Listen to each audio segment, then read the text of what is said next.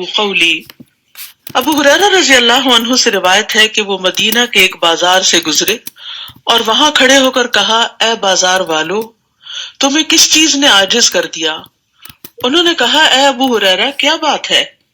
کہا، وہاں رسول اللہ صلی اللہ علیہ وسلم کی میراث تقسیم ہو رہی ہے اور تم یہاں ہو، اور وہاں جا کر اس میں سے اپنا حصہ کیوں نہیں لیتے؟ انہوں نے کہا، کہاں؟ کہا، مسجد میں۔ تو لوگ تیزی سے ادھر گئے مسجد کی طرف۔ ابو ہریرہ نے وہیں ٹھہر کر ان کے واپس آنے کا انتظار کیا، یہاں تک کہ جب وہ آئے تو ان سے پوچھا، تمہیں کیا ہوا؟ انہوں نے کہا، اے ابو ہریرہ، ہم مسجد میں گئے تھے تو ہم اس میں داخل ہوئے، وہاں تو ہم نے کچھ بھی تقسیم ہوتے ہوئے نہیں دیکھا۔ ابو ہریرہ نے ان سے کہا، پھر تم نے مسجد میں کچھ دیکھا بھی ہے؟ انہوں نے کہا، ہاں، وہاں ہم نے دیکھا کچھ لوگ نماز پڑھ رہے ہیں، کچھ قرآن پڑھ رہے ہیں، کچھ لوگ حلال و حرام کا ذکر کر رہے ہیں۔ ابو ہریرہ نے کہا، تمہاری خرابی ہو، یہی تو محمد صلی اللہ علیہ وسلم کی میراث ہے، یعنی قرآن کا پڑھنا اور پھر حلال و حرام کو جاننا۔ تو اللہ سبحانہ وتعالیٰ سے دعا ہے کہ ہمیں انبیاء کے اور خاص طور پر نبی صلی اللہ علیہ وسلم کے اس ورثے میں وافر حصہ عطا فرمائے۔ چھٹا پارہ۔ اعوذ باللہ من الشیطان الرجیم، بسم اللہ الرحمن الرحیم، لا يحب اللہ الجہر بالسوء من القول الا من ظلم وكان اللہ سمیعا علیما، ان تبدوا خيرا او تخفوه او تعفوا عن سوء فإن الله كان عفوا قديرا۔ شروع کرتی ہوں اللہ کے نام سے جو بے انتہا مہربان نہایت رحم فرمانے والا ہے۔ لا يحب اللہ الجہر بالسوء من القول الا من ظلم وكان اللہ سمیعا علیما۔ اللہ بری بات کے ساتھ آواز بلند کرنے کو پسند نہیں کرتا مگر جس پر ظلم کیا گیا ہو، اور اللہ خوب سننے والا، خوب جاننے والا ہے۔ اللہ سبحانہ وتعالیٰ برائی سے نفرت کرتا ہے، وہ برائی کیسی بھی ہو، خواہ وہ سوچ کی ہو، خواہ وہ عمل کی ہو، خواہ وہ قول میں ہو۔ یہاں خاص طور پر بری باتیں بلند آواز سے کرنا اور ان کو عام کرنا، ان کو نشر کرنا، ان کا اعلان کرنا اللہ سبحانہ تعالیٰ کو پسند نہیں۔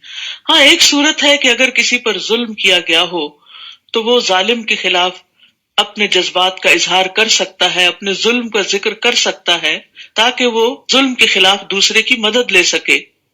تو اللہ سبحانہ تعالیٰ نے مظلوم کو بری بات کے اظہار کی رخصت دی ہے تاکہ وہ اپنا غصہ ٹھنڈا کر لے اور اپنے ظلم کو اپنے سے دور کر سکے۔ اسی طرح صاحب حق کو بات کرنے کی اجازت ہے۔ ابو ہریرہ رضی اللہ عنہ سے مروی ہے کہ ایک شخص نبی صلی اللہ علیہ وسلم سے اپنے قرض کا تقاضا کرنے آیا اور سخت گفتگو کرنے لگا۔ صحابہ غصے سے اس کی طرف بڑھے، لیکن رسول اللہ صلی اللہ علیہ وسلم نے فرمایا، اسے چھوڑ دو کیونکہ صاحب حق کہنے کا حق رکھتا ہے، یعنی اس کا حق ہے لہٰذا اس کو بات کرنے دو۔ پھر آپ نے فرمایا، اس کے قرض والے جانور کی عمر کا ایک جانور اس کو دے دو، یعنی اس کا قرضہ واپس کر دو۔ صحابہ نے عرض کیا، یا رسول اللہ، اس سے زیادہ عمر کا جانور تو موجود ہے لیکن اس جیسا نہیں، یعنی جو اس سے لیا گیا تھا۔ آپ نے فرمایا، وہ زیادہ والا ہی دے دو کیونکہ سب سے اچھا آدمی وہ ہے جو دوسروں کا حق پوری طرح ادا کرے۔ تو بہرحال یہاں پر واضح طور پر یہ بتا دیا گیا، نمبر ایک کہ اللہ کو بری باتیں پسند نہیں کہ وہ کھلم کھلا کی جائے، لیکن نمبر دو اس بات کی رخصت ہے کہ اگر کسی پہ ظلم ہو رہا ہے اور اس کے منہ سے کچھ ایسے الفاظ نکلتے ہیں کہ جس سے وہ اپنا حق وصول کر لے تو اس کو اس کی اجازت ہے۔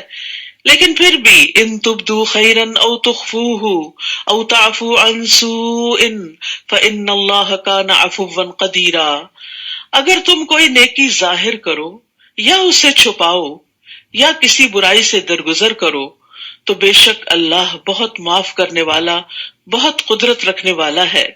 یعنی انسان جب نیکی کرتا ہے تو ہمیشہ چھپا کے کرنے کا موقع نہیں ہوتا. بہت دفعہ دل چاہتا ہے کہ ہماری نیکی کا کسی کو پتہ نہ چلے، اور جب ہم کر رہے ہوتے ہیں تو دوسروں کے نوٹس میں بھی آ جاتے ہیں، وہ بھی دل پہ گراں گزرتا ہے.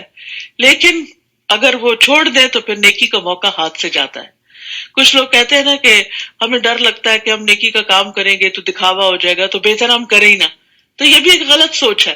ہمیں اپنی نیت کو درست کرنے کا کہا گیا ہے، نہ کہ نیکی کے کام دوسروں کی خدمت کو چھوڑ دینے کا، کہ تمہیں چونکہ ڈر ہے کہ نیت خراب ہو جائے گی اس لیے کرو ہی نہ. یہ تو کوئی لاجک نہیں.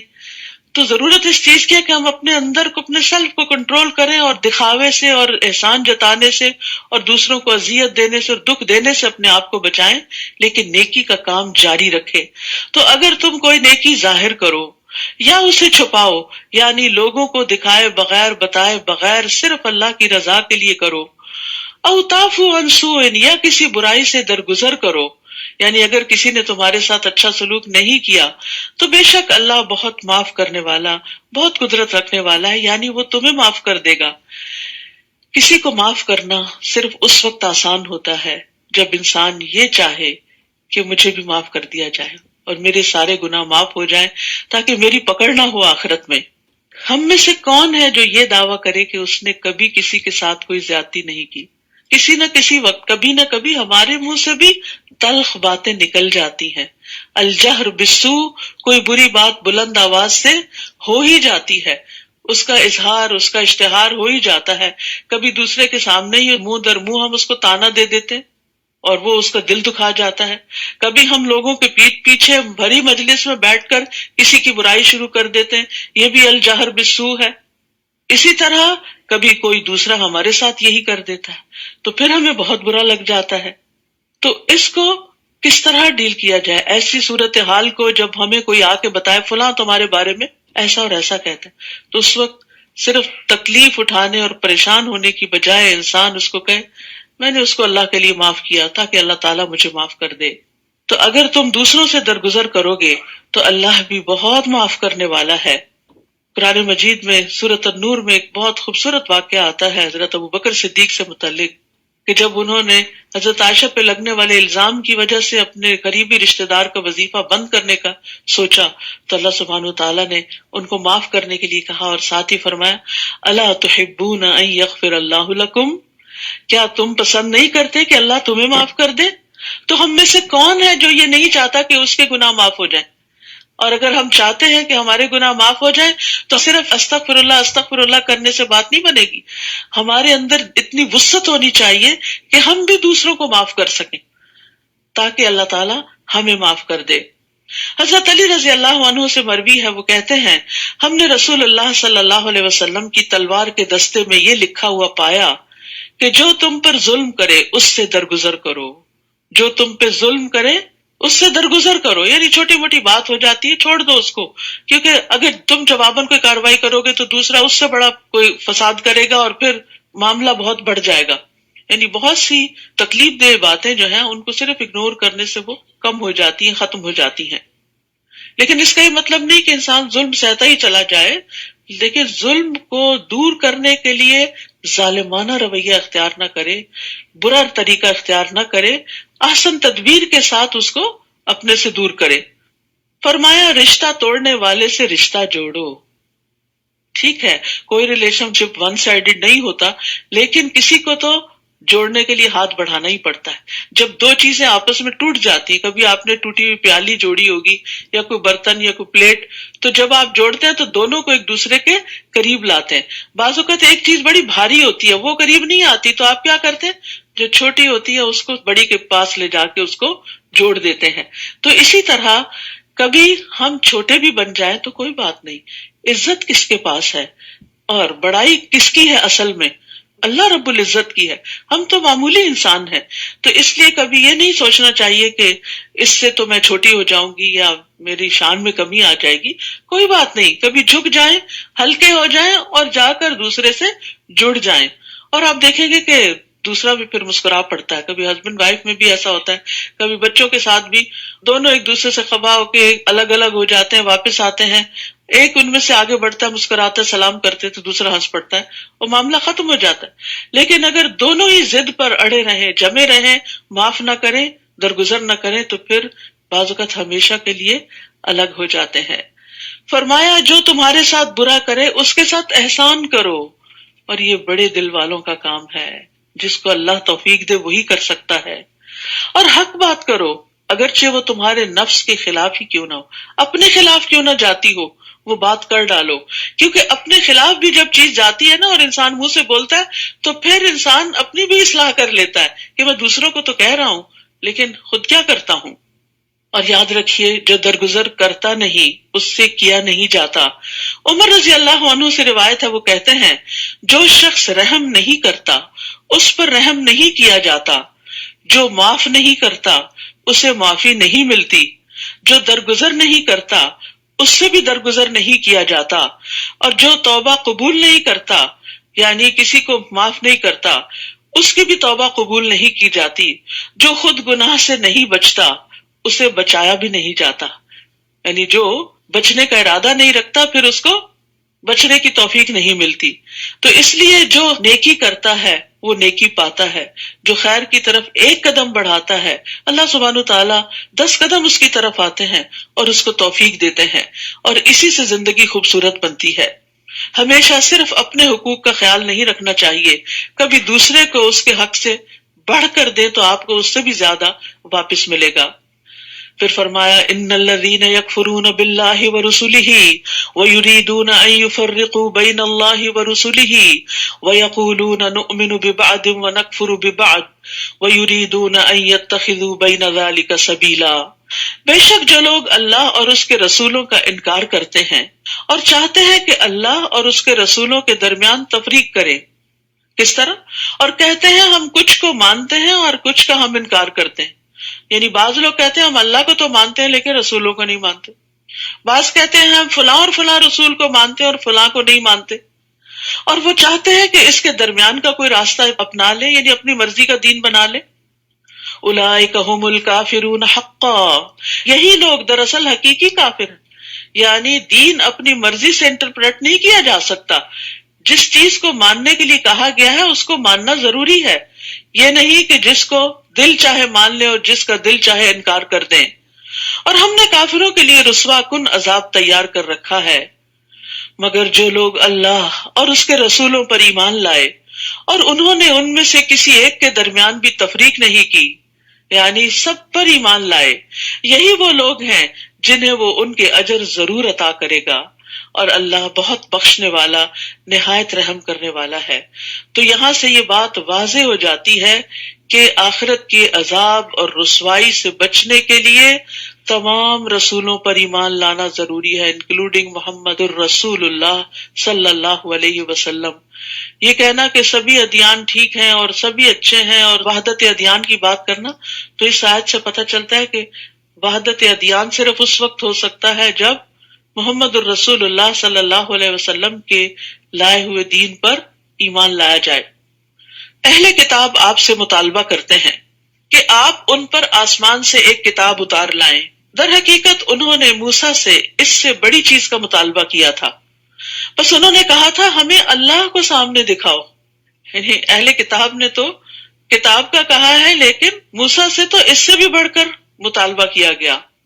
تو ان کے ظلم کی وجہ سے، یعنی یہ بات ایک ظالمانہ بات تھی، اس کی وجہ سے بجلی کی کڑک نے انہیں پکڑ لیا، پھر اس کے باوجود کہ ان کے پاس واضح نشانیاں آ چکی انہوں نے بچڑے کو معبود بنا لیا، پھر بھی ہم نے ان سے درگزر کیا اور ہم نے موسیٰ کو واضح غلبہ عطا کیا، یعنی اپنی قوم کے مقابلے، یعنی وہ اکیلے تھے، ان کے ساتھ ان کے مددگار ان کے بھائی تھے، لیکن عمومی طور پر بنی اسرائیل کا رویہ ایسا نہ تھا کہ وہ اپنے پیغمبر کے مددگار ہوں۔ تو اللہ سبحانہ تعالیٰ نے ایسے سارے لوگوں کے مقابلے میں موسیٰ علیہ السلام کو پھر بھی قوت عطا کی تھی کہ وہ اپنا کام کرتے رہے۔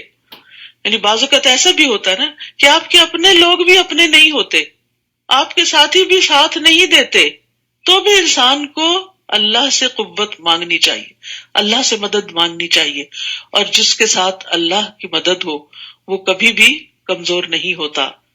اور ہم نے ان سے پختہ عہد لینے کے لیے کوہ طور کو ان پر اٹھایا اور ان سے کہا کہ دروازے میں عاجزی سے جھکتے ہوئے داخل ہو جاؤ، اور ہم نے ان سے کہا کہ تم ہفتے کے دن میں زیادتی نہ کرو، یعنی اس دن ان پر کام کاج منع تھا کرنا، تو کہا کہ اس دن پھر وہ ساری پابندیاں برداشت کرو، اور ہم نے ان سے پختہ عہد لیا لیکن انہوں نے عہد نہیں نبھائے۔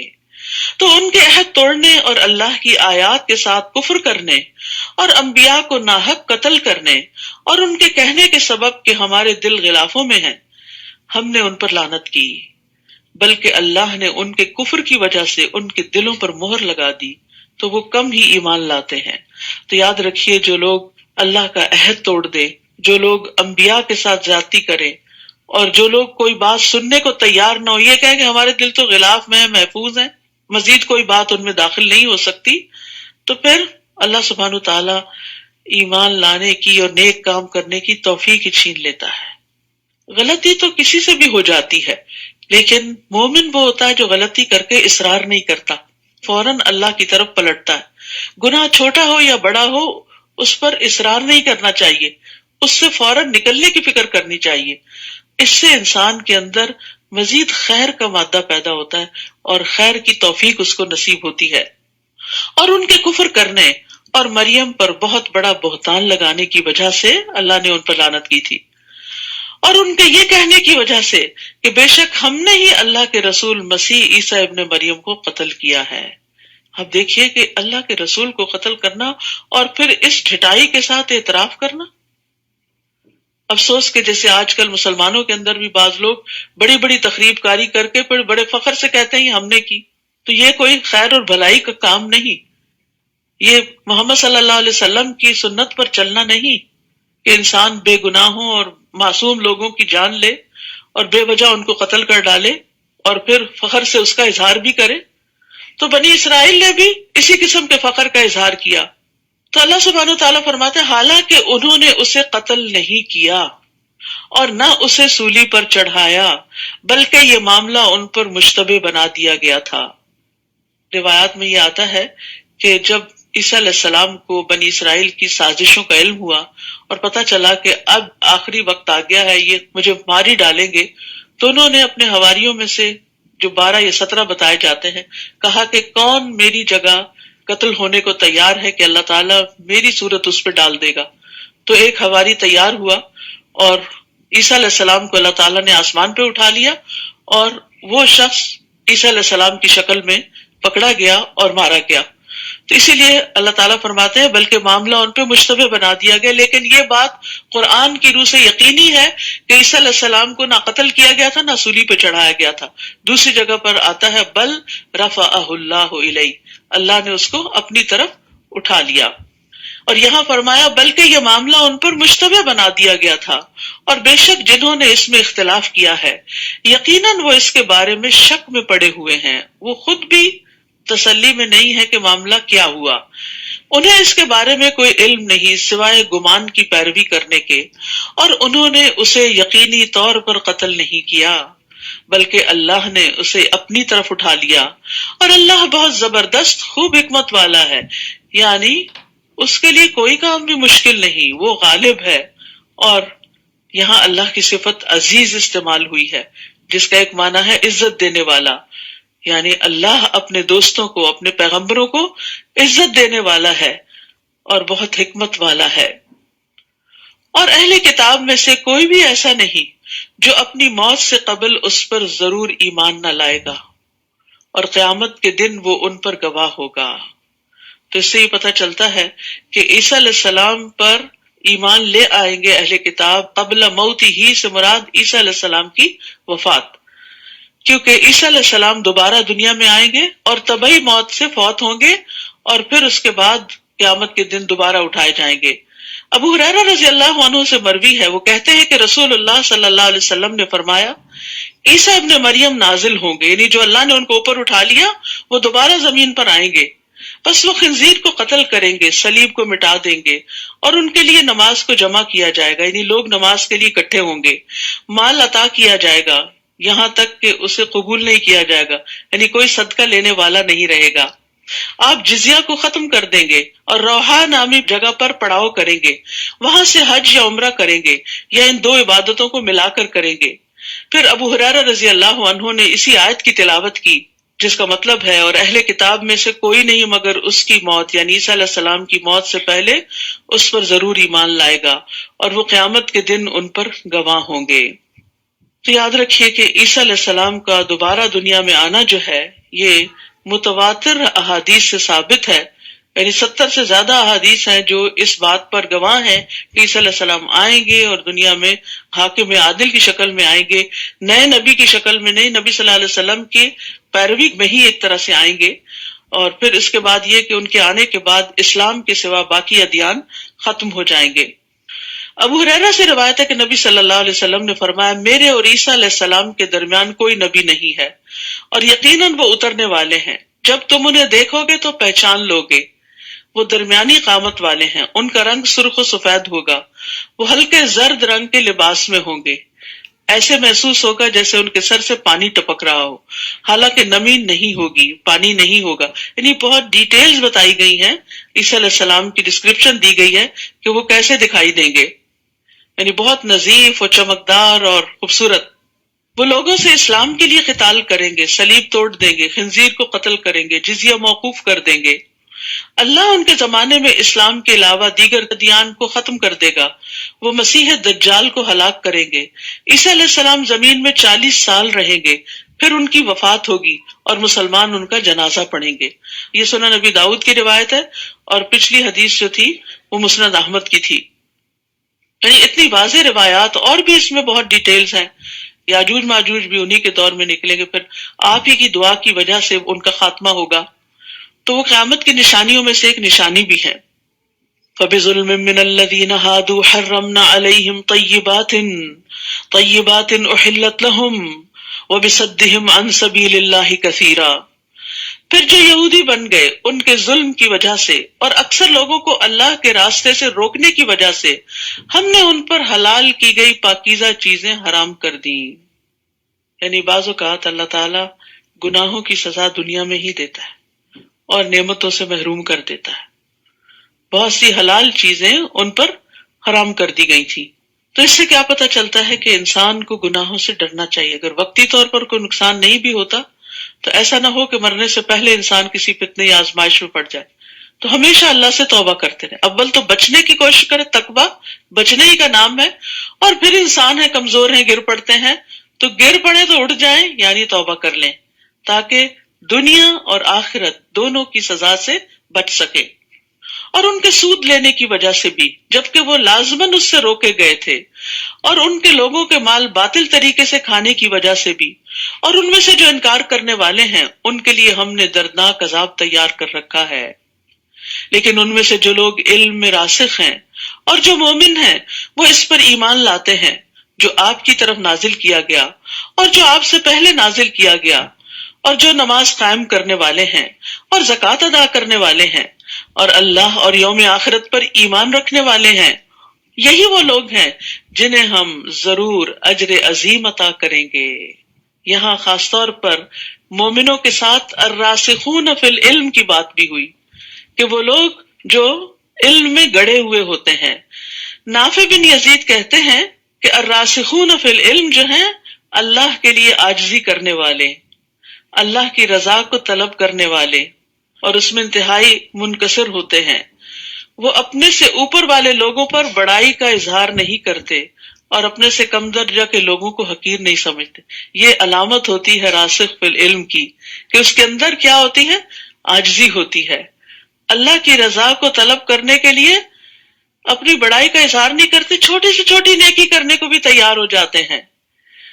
اور پھر جو اپنے سے بڑے ہوتے ہیں ان پر بڑائی کا اظہار نہیں کرتے کہ ہم تمہیں کچھ نہیں سمجھتے، بلکہ ان کی عزت کرتے ہیں، اور جو چھوٹے ہوتے ہیں ان کو حقیر نہیں سمجھتے۔ ایک اور قول ہے کہ الراسخ فی العلم وہ ہوتا ہے جس میں 4 چیزیں پائی جائیں۔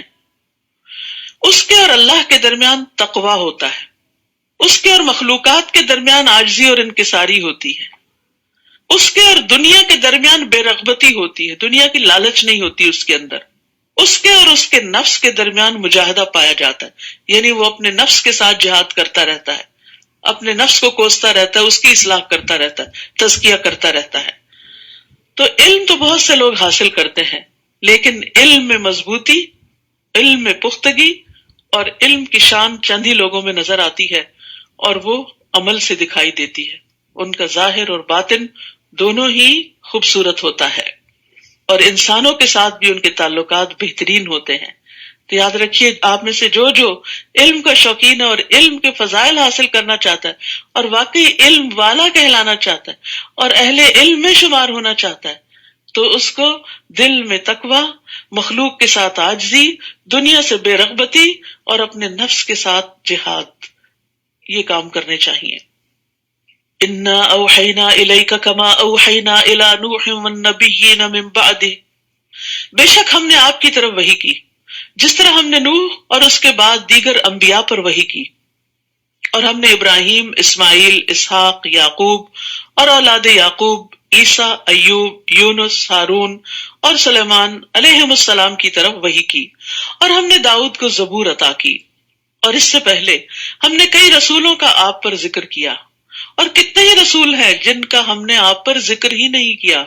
جسے پہلے بھی میں نے عرض کیا تھا نا کہ انبیاء کی تعداد جو ہے وہ 1,00,000، بعض روایات میں 24 ہے، بعض میں 14 ہے، بعض میں 4 ہے، لیکن رسول جو ہے وہ 304 ہیں، اور اس میں سے 5 جو ہیں وہ اولو العزم ہیں۔ تو ہمیں تو زیادہ 25 لوگوں کے نام پتہ چلتے ہیں قرآن مجید سے، کچھ بائبل کی روایات وغیرہ سے پتہ چلتے ہیں، کیونکہ قرآن مجید میں آتا ہے وَإِن مِّن قَرْيَةٍ إِلَّا خَلَا فِيهَا نَذِيرٌ، کوئی بستی ایسی نہیں کہ جس میں کوئی نہ کوئی ڈرانے والا نہ آیا ہو، خبردار کرنے والا نہ آیا ہو۔ تو محمد صلی اللہ علیہ وسلم تک بے شمار رسول آئے ہیں جن کا ذکر قرآن میں نہیں ملتا، اور اللہ نے موسیٰ سے کلام کیا جیسا کلام کیا جاتا ہے، جیسے بات کی جاتی ہے اس طرح بات کی۔ یہ رسول خوشخبری دینے والے اور ڈرانے والے تھے، بیلنسڈ اپروچ، دونوں ہی چیزیں، صرف امید نہیں خوف بھی، ایمان ان دونوں چیزوں کے بیچ میں ہوتا ہے، تاکہ رسولوں کے بعد لوگوں کے لیے اللہ پر کوئی حجت باقی نہ رہے کہ اللہ نے ہماری ہدایت کا انتظام نہیں کیا، اور اللہ بہت زبردست خوب حکمت والا ہے۔ لیکن اللہ گواہی دیتا ہے کہ جو اس نے آپ کی طرف نازل کیا اسے اپنے علم کے ساتھ نازل کیا۔ سبحان اللہ، جو کچھ آپ پڑھ رہے ہیں یہ اللہ کا علم ہے۔ اس قرآن کے علاوہ جتنی کتابیں آپ پڑھتے ہیں وہ بندوں کا علم ہوتا ہے، سوائے حدیث کے جو وحی الہی پر مبنی ہوتی ہے، کیونکہ اللہ سبحانہ تعالیٰ نے رسول اللہ صلی اللہ علیہ وسلم کو وہ باتیں سکھائیں، وَعَلَّمَكَ مَا لَمْ تَكُنْ تَعْلَمْ۔ لیکن باقی دنیا کے علوم بندوں کے ہیں، ان کا سورس دنیا ہے، لیکن افسوس یہ کہ ان علوم کی طرف ہم شوق سے متوجہ ہوتے ہیں، دن رات ان پہ لگا دیتے ہیں، مال و دولت، جان مال خرچ کرتے ہیں، لیکن قرآن کے مطالعے اور قرآن کی گہرائی میں اترنے کے لیے ہم بس تھوڑا بہت ہی اپنے لیے کافی سمجھتے ہیں۔ تو عقل مند ہے وہ جو اللہ کے علم سے فائدہ اٹھائے اور اس کی روشنی میں اپنی زندگی بسر کرے۔ اور فرشتے بھی گواہی دیتے ہیں، اللہ بھی گواہی دیتا ہے اور فرشتے بھی گواہی دیتے ہیں، اور کافی ہے اللہ گواہ کہ یہ قرآن یا وحی جو ہے نبی صلی اللہ علیہ وسلم کی طرف وہ اللہ کا علم ہے۔ عطا فرماتے ہیں کہ جب ہم میں سے کوئی قرآن سیکھ جاتا تو ابو عبد الرحمن السلمی فرماتے، تم نے اللہ کا علم لے لیا ہے اور تم میں سے افضل وہی ہو سکتا ہے جو اس پر عمل کرے، یعنی کامیاب تو پھر وہی ہے جو اللہ کے علم کو اپنی زندگی میں اپنا لے۔ ان الذين كفروا وصدوا عن سبيل الله قد ضلوا ضلالا بعيدا، بے شک وہ لوگ جنہوں نے کفر کیا اور اللہ کے راستے سے روکا، یقیناً وہ گمراہی میں بہت دور نکل گئے۔ دور نکلنے کا مطلب یہ کہ ان کا واپس پلٹنا بھی بڑا مشکل ہے۔ بے شک وہ لوگ جنہوں نے کفر کیا اور ظلم کیا، اللہ انہیں ہرگز نہ بخشے گا، ظلم سے مراد شرک، اور نہ انہیں کسی راستے کی ہدایت دے گا سوائے جہنم کے راستے کے جس میں وہ ہمیشہ ہمیشہ رہنے والے ہیں، اور یہ بات اللہ پر بہت آسان ہے۔ یا ایھا الناس، اے لوگو، تمام انسانوں کو خطاب ہے، یقیناً یہ رسول تمہارے پاس تمہارے رب کی طرف سے حق لے کر آیا ہے، یعنی محمد صلی اللہ علیہ وسلم حق لے کر آئے ہیں، بس ایمان لے آؤ، تمہارے ہی لیے بہتر ہے، اور اگر تم کفر کرو گے تو بے شک اللہ ہی کے لیے ہے جو کچھ آسمانوں اور زمین میں ہے، اور اللہ بہت علم والا، بہت حکمت والا ہے۔ تو اس سے یہ بھی پتہ چلتا ہے کہ علم اور حکمت دو الگ الگ چیزیں بھی ہیں۔ یا اہل الکتاب لا تغلوا فی دینکم، اے اہل کتاب تم اپنے دین میں غلو نہ کرو، حد سے نہ بڑھو، ایکسٹریم پر نہ جاؤ، اور اللہ پر حق کے سوا کچھ مت کہو، یعنی اللہ کے بارے میں جب بات کرو تو وہ بات حق پر مبنی ہونی چاہیے، سچ پر مبنی ہونی چاہیے۔ بعض لوگ اللہ سبحانہ تعالیٰ سے ایسی باتیں منسوب کرتے رہتے ہیں جو اللہ تعالیٰ نے نہ فرمائی ہوتی ہیں نہ کی ہوتی ہیں۔ میں نے سوچا اللہ تعالیٰ بھی کہتا ہوگا، آپ کو کہاں سے سوچ آ گئی، کہاں سے وحی نازل ہو گئی؟ تو اس لیے اللہ تعالیٰ کے بارے میں کوئی بھی بات کرے تو سوچ سمجھ کے کریں۔ اسی طرح کسی چیز کو کہہ دینا یہ قرآن میں لکھا ہوا ہے، نعوذ باللہ، اگر وہ نہیں لکھا ہوا تو جھوٹ ہو جائے گا، تو اللہ تعالیٰ پر ناحق بات ہوگی، کیونکہ قرآن تو صرف وہ ہے جو اللہ کا کلام ہے۔ بلا شبہ مسیح عیسیٰ ابن مریم اللہ کے رسول اور اس کا کلمہ تھے، جن کو اس نے مریم کی طرف ڈالا، یعنی کلمہ کن کو القاء کیا مریم علیہ السلام کی طرف جبریل علیہ السلام کے ذریعے، اور اس کی طرف سے ایک روح، اس کی طرف سے اپنی طرف کیوں منسوب کیا؟ تشریف کے لیے، ان کی عزت کے لیے، ان کی قدردانی کے لیے۔ تو تم اللہ اور اس کے رسولوں پر ایمان لاؤ، اور نہ کہو تم کے تین ہیں، باز آ جاؤ، یہ تمہارے لیے بہتر ہے۔ وَلَا تَقُولُوا ثَلَاثَةً، تین الہوں کا ذکر مت کرو، بے شک اللہ ایک ہی الہ ہے۔ انما اللہ الہ واحد سبحانہ، وہ اس سے پاک ہے، ان یکون لہ ولد، کہ اس کے لیے کوئی اولاد ہو، لہ ما فی السماوات وما فی الارض، اسی کا ہے جو کچھ آسمانوں اور زمین میں ہے۔ وکفی باللہ وکیلا، اور کافی ہے اللہ کارساز، یعنی اللہ کو بیٹے کی ضرورت نہیں، کیونکہ وہ تو زمین و آسمان کی ہر چیز کا ہی مالک ہے۔ تو یہاں پر اللہ سبحانہ و تعالیٰ اہل کتاب کو اہل کتاب کہہ کر ذمہ داری کا احساس دلا رہے ہیں کہ تم اپنی ہی کتاب کی مخالفت کر رہے ہو، اور پھر خاص طور پر غلو سے منع کیا گیا۔ دین میں غلو کا مطلب یہ ہوتا ہے کہ دیندار ایسی چیز کو ظاہر کرے جو اس حد کو ہی ختم کر دے جو دین نے اس کے لیے مقرر کی ہیں۔ اب جیسے یہود نے دین میں غلو کیا کہ انہوں نے عیسیٰ علیہ السلام اور محمد صلی اللہ علیہ وسلم کو نبی ہی نہیں مانا۔ اسی طرح عیسائیوں نے کیا کیا کہ عیسیٰ علیہ السلام کو نبی ماننے کی بجائے اللہ کا بیٹا بنا دیا۔ اسی طرح امت محمد صلی اللہ علیہ وسلم میں بھی بعض اوقات غلوف پایا جاتا ہے۔ وہ کس طرح کہ لوگ نبی صلی اللہ علیہ وسلم کا مقام اور مرتبہ بعض اوقات اللہ تعالیٰ کے برابر اور بعض اوقات اس سے بھی آگے بڑھا دیتے۔ وہ جیسے وہ شعر بنایا ہوا نا، خدا جو پکڑے چھڑا لے محمد، محمد کا پکڑا چھڑا کوئی نہیں سکتا۔ نعوذ باللہ، اب یہ کہ محمد صلی اللہ علیہ وسلم کا مقام اللہ تعالیٰ سے بھی آگے کر دیا۔ ایک اور غلوف کی قسم ہے کہ اپنے علماء، اپنی پسندیدہ شخصیات، اپنے فقہاء اور اپنے جو دین میں اکابر ہیں، بڑے ہیں، ان کی بات کو محمد صلی اللہ علیہ وسلم کی بات سے بھی آگے کر دیا۔ یعنی ولیوں کا اور بعض بزرگان دین کا درجہ اور ان کی عقیدت اور محبت اس قدر زیادہ ہے کہ اس کے مقابلے میں محمد صلی اللہ علیہ وسلم کی تعلیمات سے کوئی واسطہ ہی نہیں، اور نہ ان سے ویسی محبت ہے۔ تو یہ ساری غلو کی قسمیں، شخصیت پرستی بھی اسی میں آ جاتی کہ کسی انسان کی بات کو اتنی امپورٹنس دینا کہ اللہ اور اس کے رسول کی بات ہی بھول جائے۔ تو رسول اللہ صلی اللہ علیہ وسلم نے فرمایا، اے لوگو، تم پر تقوی اختیار کرنا لازم ہے، کہیں ایسا نہ ہو کہ شیطان تمہیں اغوا کر لے۔ میں محمد بن عبداللہ ہوں، اللہ کا بندہ اور اس کا رسول ہوں۔ اللہ کی قسم میں نہیں چاہتا کہ تم لوگ مجھے میرے اس مقام سے بلند کر دو جو اللہ عز و جل نے میرے لیے مقرر کیا ہے۔ تو کسی کو بھی اس کے مقام سے بلند نہیں کرنا چاہیے، جو جس کا مقام ہے اس کو وہیں رکھنا چاہیے، یعنی ہر صاحب حق کو اس کا حق ملنا چاہیے، نہ اس کو بڑھانا چاہیے اور نہ گھٹانا چاہیے۔ مسیح ہرگز آر محسوس نہیں کرتے کہ وہ اللہ کا بندہ ہوں، اور نہ ہی مقرب فرشتے، اور جو کوئی اس کی عبادت سے آر محسوس کرے اور تکبر کرے تو وہ ضرور ان سب کو اپنی طرف اکٹھا کرے گا۔ یعنی عیسیٰ علیہ السلام اس بات میں آر محسوس نہیں کرتے کہ وہ اللہ کے بندے ہوں، انہوں نے کبھی بھی اپنے آپ کو اللہ کا بیٹا نہیں کہا، وہ اللہ کا بندہ ہی کہتے تھے، اور اللہ کے آگے جھکنے والے تھے، اس کی فرما برداری کرنے والے تھے۔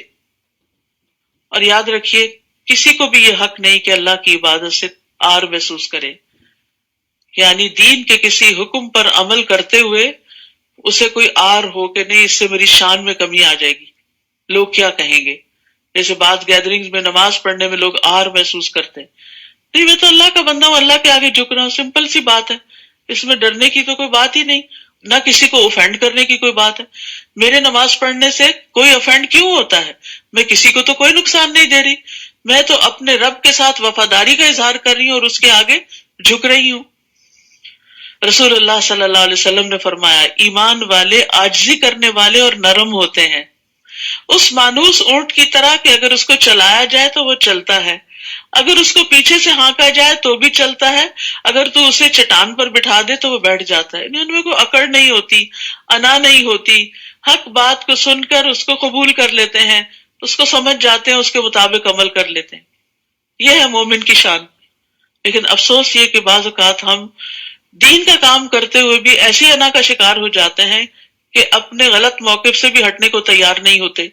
تو اس لیے مومن کے اندر جو نمایاں خوبی ہے، ابتدا پارے سے لے کے اب تک جو بات ہوئی ہے، وہ کیا ہے کہ راسخون فی العلم کے اندر بھی عاجزی ہوتی ہے.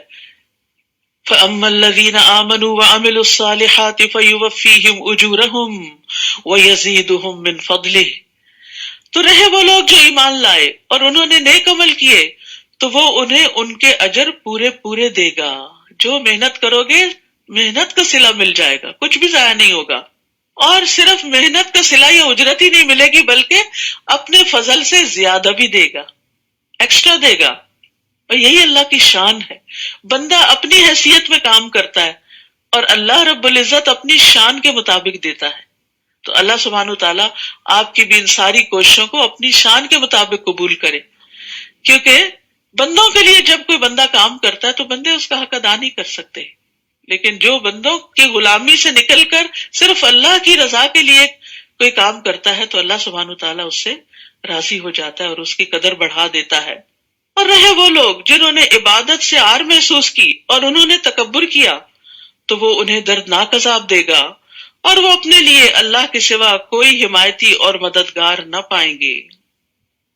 یا ایھا الناس، اے لوگو، تحقیق تمہارے پاس تمہارے رب کی طرف سے ایک دلیل آ چکی ہے اور ہم نے تمہاری طرف ایک واضح نور نازل کیا ہے.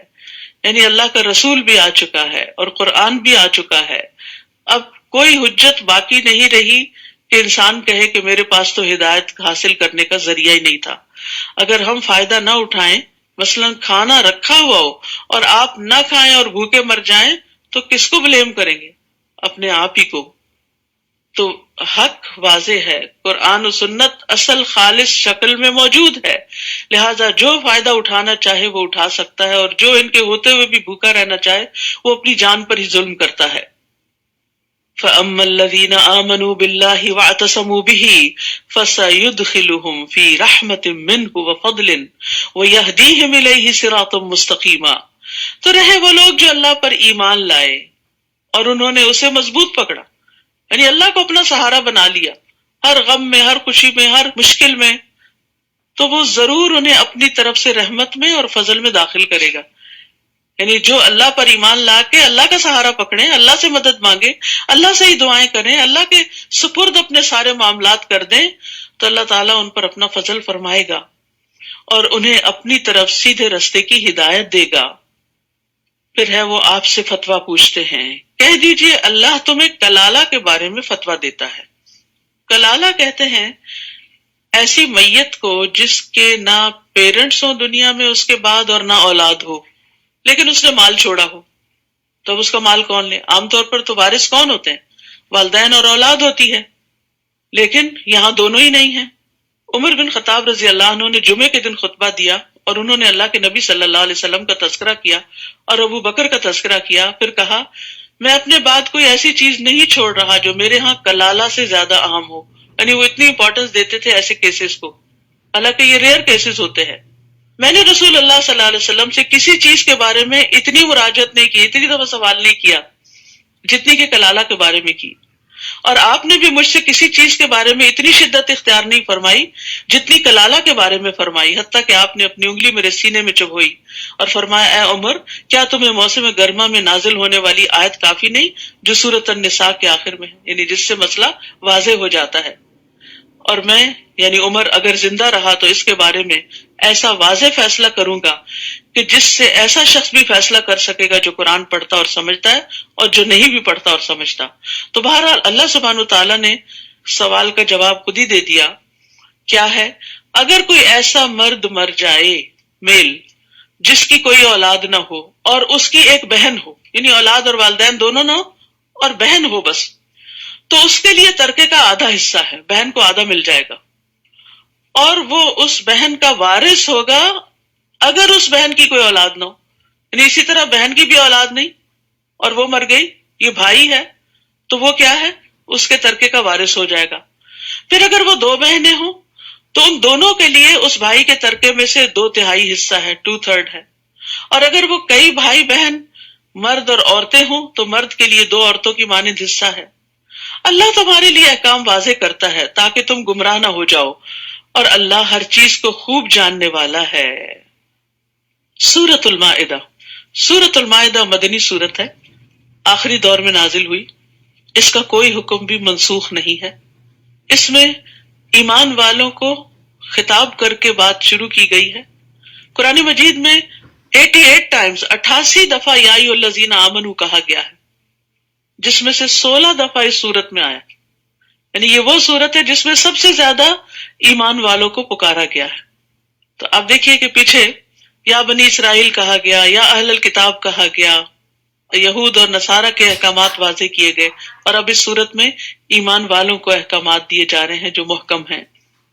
فرمایا یا ایھا الذین آمنوا اوفوا بالعقود احلت لکم بہیمۃ الانعام الا ما یتلی علیکم، اے لوگوں جو ایمان لائے ہو سب عہد و پیمان پورے کرو۔ اوپر ابھی سورۃ النساء میں پڑھ چکے ہیں آپ کے بنی اسرائیل پر اللہ نے لعنت فرمائی کیونکہ انہوں نے اللہ سے کیے ہوئے عہد توڑ دیے تھے۔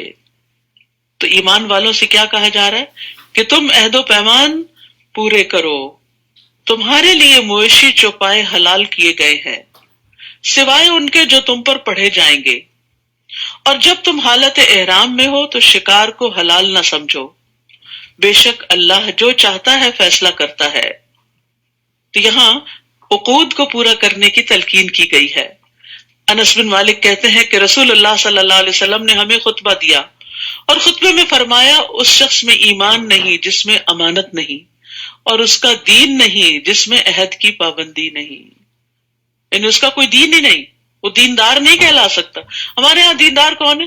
نماز روزہ کرے، کوئی لمبی داڑھی رکھ لے یا حجاب پہن لے تو وہ دیندار کہلانے لگتا ہے۔ یہ ایک حصہ ہے دینداری کا، اور اصل دین کیا ہے کہ انسان جب انسانوں کے ساتھ معاملہ کرے تو بالکل کھرا کرے، اپنے کانٹریکٹس کو، اپنے معاہدوں کو، اپنے عہدوں کو، وعدوں کو نبھائے، کمٹمنٹس کو نبھائے۔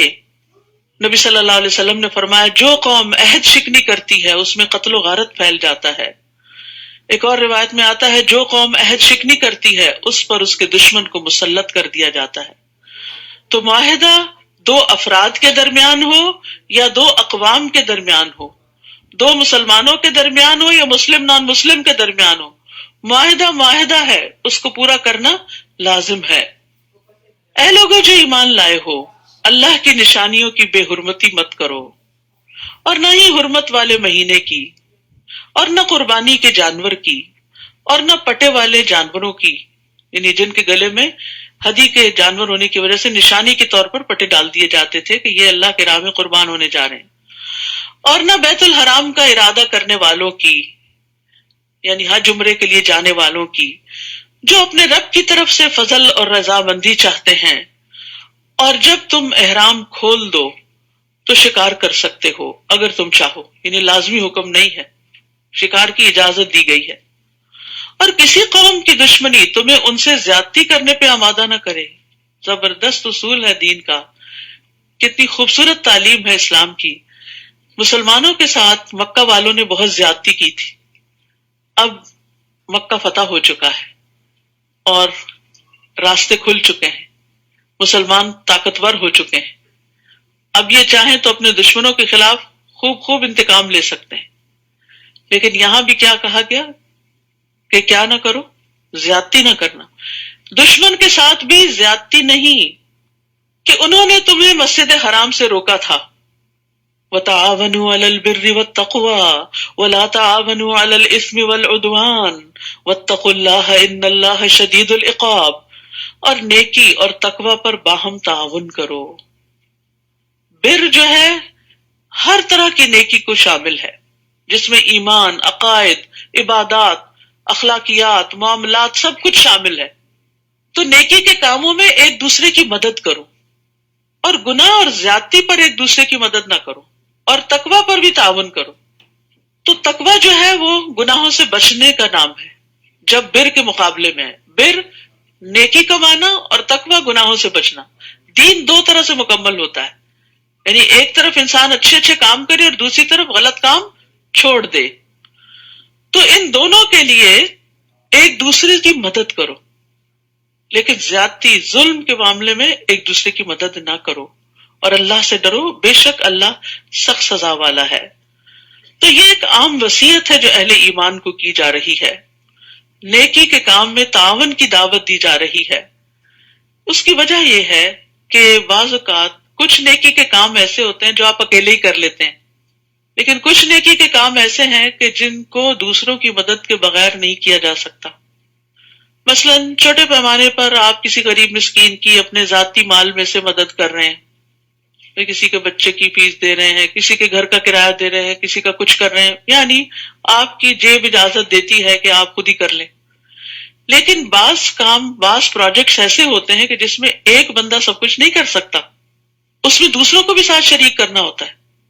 تو پھر دوسروں کو اعتماد کرنا چاہیے کہ جو شخص ہمیں خیر کی طرف بلا رہا ہے اس کا کوئی اپنا ذاتی مطلب نہیں، کیونکہ ہم بعض اوقات خود کر کے خوش رہتے ہیں لیکن مل کے کام نہیں کرتے.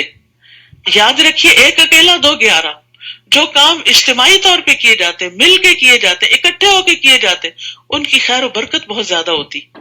وہاں سے نہریں اور دریا جاری ہو جاتے ہیں، اور بے شمار اللہ کی مخلوق اس سے فائدہ اٹھاتی. تو یہاں اسی لیے نیکی کے کاموں اور تقوی کے کاموں میں ایک دوسرے سے تعاون کرنے کی بات کی گئی. نیکی کی مختلف اقسام ہوتی ہیں. ابو موسیٰ سے روایت ہے، کہتے ہیں کہ نبی صلی اللہ علیہ وسلم نے فرمایا، ہر مسلمان پر صدقہ واجب ہے. لوگوں نے عرض کیا اگر کوئی نہ کر سکا تو؟ آپ نے فرمایا اپنے ہاتھ سے کام کرے، اس سے اپنی ذات کو نفع پہنچائے اور صدقہ کرے. یعنی اگر نہیں کچھ دینے کے لیے تو کام کرو، کچھ کماؤ اور پھر صدقہ کرو. یہ کہنا کافی نہیں کہ ہمارے پاس تو کچھ ہے ہی نہیں، کچھ نہ کچھ ارن کرو. لوگوں نے پوچھا اگر اس کی استطاعت نہ رکھتا ہو، کوئی بوڑھا ہے، بیمار ہے، کمزور ہے، یا کہا کہ ایسا نہ کر سکا تو؟ آپ نے فرمایا کسی حاجت مند پریشان حال کی مدد کرے، یعنی کسی کا دل بہلائے. لوگوں نے عرض کیا اگر یہ بھی نہ کر سکے، مثلا بول ہی نہیں سکتا یا اس میں سوچ سمجھ ہی نہیں اتنی، آپ نے فرمایا خیر کا حکم دیا کرے، یا فرمایا اچھی باتوں کا حکم دیا کرے. لوگوں نے عرض کیا اگر یہ بھی نہ ہو سکے تو آپ نے فرمایا بری باتوں سے رکا کرے. یہ بھی صدقہ ہے. تقوی بری باتوں سے رکنا بھی ہے. ٹھیک ہے. اور یاد رکھیے کہ جب انسان نیکی کی طرف دوسروں کی رہنمائی کرتا ہے، ان کو کسی پروجیکٹ میں شریک کرتا ہے، تو جتنے لوگ شریک ہوتے ہیں ان سب کا اجر بھی اس کو مل جاتا ہے. نبی صلی اللہ علیہ وسلم نے فرمایا جس نے بھلائی کا رستہ دکھایا تو اسے اتنا ہی اجر ملتا ہے جتنا کہ اس کے کرنے والے کو ملتا ہے. اور دو چیزوں سے روکا بھی گیا، وَلَا تَعَاوَنُوا عَلَى الْإِثْمِ وَالْعُدْوَانِ، گناہ اور زیادتی اور دشمنی اور عدوان میں کسی کی مدد نہ کی جائے، بلکہ ان کو ظلم سے روکا جائے. نبی صلی اللہ علیہ وسلم نے فرمایا جو شخص کسی ناحق مقدمے میں کسی کی مدد کرے، یعنی کوئی وکیل ایسا کیس لے لے کہ ظالم کی مدد کر رہا ہے، وہ تب تک اللہ کی ناراضگی میں رہتا ہے جب تک اسے چھوڑ نہ دے. تو اس پیشے کو بہت سوچ سمجھ کے اختیار کرنا چاہیے کہ صرف جینوئن کیس ہی لے انسان، غلط لوگوں کی مدد نہ کرے، قاتل کی مدد نہ کرے، چور کی مدد نہ کرے، ظالم کی مدد نہ کرے. تو یہ ایک بہت ہی جامع آیت ہے جس کو اپنی زندگی کا ایک رہنما اصول بنا لینا چاہیے کہ جہاں کوئی خیر کا کام کر رہا ہے اس کے ساتھ مدد. ایک چھوٹی سی مثال ہے، مثلا ایک شخص ایک ٹیبل اٹھا رہا ہے، آپ دور سے دیکھ رہے ہیں تو آپ وہیں نہیں کھڑے رہتے بلکہ فوراً آگے بڑھتے ہیں کہ میں ساتھ لگ جاتا ہوں. یہ ہے تعاون علی البر. تو چھوٹی نیکی ہو یا بڑی نیکی ہو، مل جل کے کام کرنا سیکھیں. یہ مشکل ضرور ہے لیکن اس سے فائدہ زیادہ بڑا ہوگا. پھر فرمایا حرام کیا گیا تم پر مردار اور خون اور خنزیر کا گوشت اور وہ جانور جس پر اللہ کے سوا کسی اور کا نام پکارا گیا، اور گلا گھٹ کر مرنے والا یعنی رسی گلے میں پھنس گئی مر گیا جانور، اور چوٹ لگ کے مرنے والا یعنی کہ وہ کسی دیوار سے جا ٹکرایا، اور بلندی سے گر کے مرنے والا، چھت سے گر گیا مثلا، سینگ لگ کے مرنے والا یعنی ایک دوسرے سے ٹکرے ماری جانوروں نے، اور جس میں سے درندے نے کھایا ہو مگر وہ جسے تم نے مرنے سے قبل ذبح کر لیا، اور جو آستانوں پر ذبح کیا گیا، اور یہ کہ تم تینوں پانسوں کے ذریعے قسمت معلوم کرو، یہ بھی حرام ہے. یعنی ہاتھ دکھانا اور پھر لاٹری کے ذریعے قسمت معلوم کرنا، یہ سب بدترین گناہ ہے. آج کفر کرنے والے تمہارے دین کو مغلوب کرنے سے مایوس ہو گئے، بس تم ان سے نہ ڈرو، مجھ سے ڈرو. الیوم اکملت لکم دینکم، آج میں نے تمہارے لیے تمہارا دین مکمل کر دیا، اور میں نے تم پر اپنی نعمت تمام کر دی، اور اسلام کو بطور دین تمہارے لیے پسند کر لیا. تو خوش قسمت ہیں آپ جن کو اللہ نے ماں کے پیٹ سے ہی اسلام کی دولت عطا کی. اپنے بچوں کو بھی اس پر فخر دیجئے. تو جو کوئی شدید بھوک سے مجبور ہو گیا اور گناہ کی طرف مائل ہونے والا نہیں، تو یقیناً اللہ بہت بخشنے والا نہایت رحم کرنے والا ہے. یاد رکھیے دین کی تکمیل اللہ کا احسان ہے.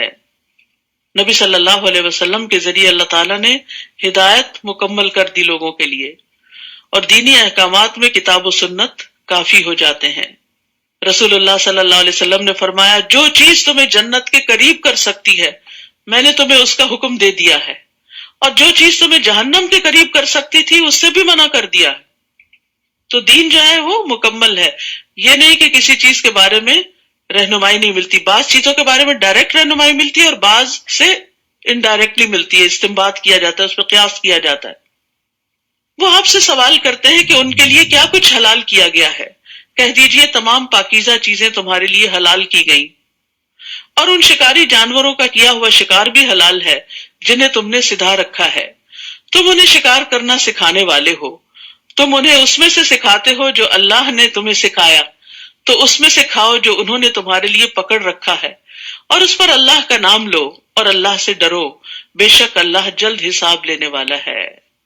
اس آیت سے جو بڑی خاص بات پتہ چلتی ہے کہ علم والوں کی بڑی فضیلت ہے، حتیٰ کہ وہ کتا جسے شکار کی تعلیم دی گئی ہو وہ بھی بڑا نفع مند ہوتا ہے، اس کا پکڑا ہوا شکار بھی حلال ہے، اس کی دوسرے جانوروں کے مقابلے میں زیادہ فضیلت ہے. حالانکہ لوگ عام طور پر ڈاگ کو بطور گالی بھی استعمال کرتے ہیں، لیکن اس کو بھی اللہ نے کسی مقصد کے لیے پیدا کیا ہے اور اس سے بھی انسانوں کو فائدے حاصل ہوتے ہیں. لیکن جو خاص بات ہمارے سیکھنے کی ہے وہ یہ کہ اگر ایک جانور سیکھ سکتا ہے تو کیا انسان نہیں سیکھ سکتا؟ کیا ہم نہیں سیکھ سکتے؟ یہ سوچنا کہ اب میری عمر زیادہ ہوگی، اب میرا دماغ کام نہیں کرتا، بار بار یہ باتیں نہیں سوچا کریں. سیکھتے رہے سیکھتے رہے. سیکھنا صرف حفظ کرنا نہیں ہوتا کہ جو آپ نے حفظ کر لیا وہ آپ نے سیکھا. اگر آپ نے عمل کر لیا نا تو آپ کے اندر جذب ہو چکا ہے، وہ آپ کے جسم نے حفظ کر لیا، آپ کے دل و دماغ نے حفظ کر لیا اس کو، کیونکہ آپ اس پہ عمل کر رہے ہیں. تو اس لیے علم ہر حال میں فائدہ دیتا ہے انسان کو اگر درست نیت سے حاصل کیا جائے. الیوم احل لکم الطیبات، آج کے دن تمہارے لیے تمام پاکیزہ چیزیں حلال کر دی گئی، اور جو لوگ کتاب دیے گئے ان کا کھانا بھی تمہارے لیے حلال ہے، یہود و نصارہ کا، اور تمہارا کھانا ان کے لیے حلال ہے. اور پاک دامن مومن عورتیں اور پاک دامن عورتیں ان کی جو تم سے پہلے کتاب دیے گئے تھے وہ بھی حلال ہیں، یعنی ان سے نکاح کیا جا سکتا ہے جب تم انہیں ان کے مہر دے دو. سبحان اللہ، مہر کی کتنی تاکید ہے. آزاد عورتوں کو مہر دے دو، غلام عورتوں کو مہر دے دو، اہل کتاب کی عورتوں سے نکاح کرو تو مہر دے دو، کسی بھی عورت سے نکاح کرو گے تو مہر دینا لازم ہے، بشرطے کہ نکاح میں لانے والے ہو، یعنی قید نکاح میں لانے والے ہو، نہ کہ بدکاری کرنے والے اور نہ چھپے دوست بنانے والے. یعنی یہ نہیں کہ ان کی خواتین کو صرف گرل فرینڈز بنا کر ان کو انجوائے کیا جائے اور اس کے بعد ان کو چھوڑ دیا جائے جب ان سے کوئی فائدہ حاصل نہ ہو یا عمر رسیدہ ہو جائے. نہیں، کسی بھی عورت کے لیے یہ چیز بہت تکلیف دہ اور نقصان دہ ہے کہ کوئی مرد اس سے فائدہ اٹھائے لیکن اس کے لیے قوام نہ بنے، اس کو پروٹیکشن نہ دے، اس کو نان نفقہ نہ دے، اس کی ضروریات کا خیال نہ رکھے. تو ہمارے دین نے جہاں شادی کی اجازت دی، حکم دیا، اس کو عبادت قرار دیا، وہاں فریق ثانی کے حقوق کو ادا کرنے کی بھی بڑی تلقین ہے، چاہے کوئی مسلمان عورت ہو یا اہل کتاب میں سے کوئی ہو یا لونڈی غلام ہو. رسول اللہ صلی اللہ علیہ وسلم نے فرمایا مہر یا جس وعدے کے ساتھ عورت کی شرمگاہ کو حلال کیا جاتا ہے تو یہ اسی عورت کا حق ہے، یعنی اس کا باپ بھائی کوئی اور نہیں لے سکتا اس مال کو اس سے. اور عقد نکاح کے بعد جس چیز کے ساتھ عورت کے باپ بھائی یا وارث کی تکریم کی جائے وہ اسی کا ہوگا، یعنی اگر کسی کو کوئی تحفہ دیا جائے گا تو وہ اسی کا ہوگا. اور انسان کی جس کے بدلے میں سب سے زیادہ تکریم کی جانی چاہیے وہ اس کی بیٹی یا بہن ہے، یعنی بیٹی یا بہن کو جو اس نے بیاہ کے دیا ہے تو اس بنا پر اس شخص کی بھی عزت کرنی چاہیے، سسرال کی عزت کرنی چاہیے. اور آج کیا ہے کہ جس کی بہن یا بیٹی لے لیتے ہیں اسی کو ذلیل کر کے رکھ دیتے ہیں. ہمارے ہاں معلوم نہیں کہاں سے یہ رسمیں آ گئیں کہ سسرال کو ایک شجر ممنوعہ سمجھ لیا گیا اور دشمن ہی سمجھ لیا گیا، چاہے لڑکی کے لیے ہو یا لڑکے کے لیے ہو، دونوں طرف سے کوتاہیاں ہیں.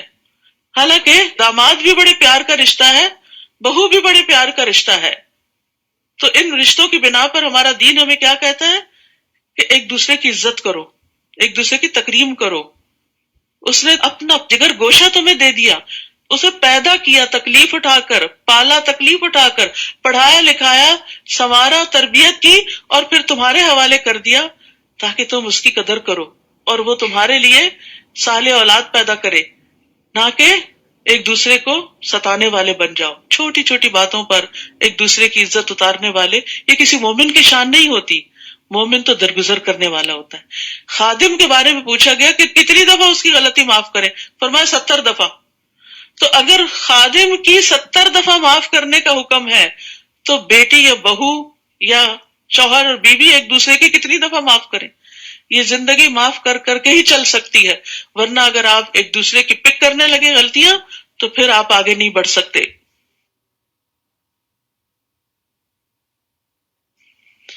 اے لوگو جو ایمان لائے ہو، جب تم نماز کے لیے کھڑے ہو تو اپنے چہروں اور اپنے ہاتھوں کو کوہنیوں تک دھو لو اور اپنے سروں کا مسح کر لو اور اپنے پاؤں کو ٹخنوں تک دھو لو.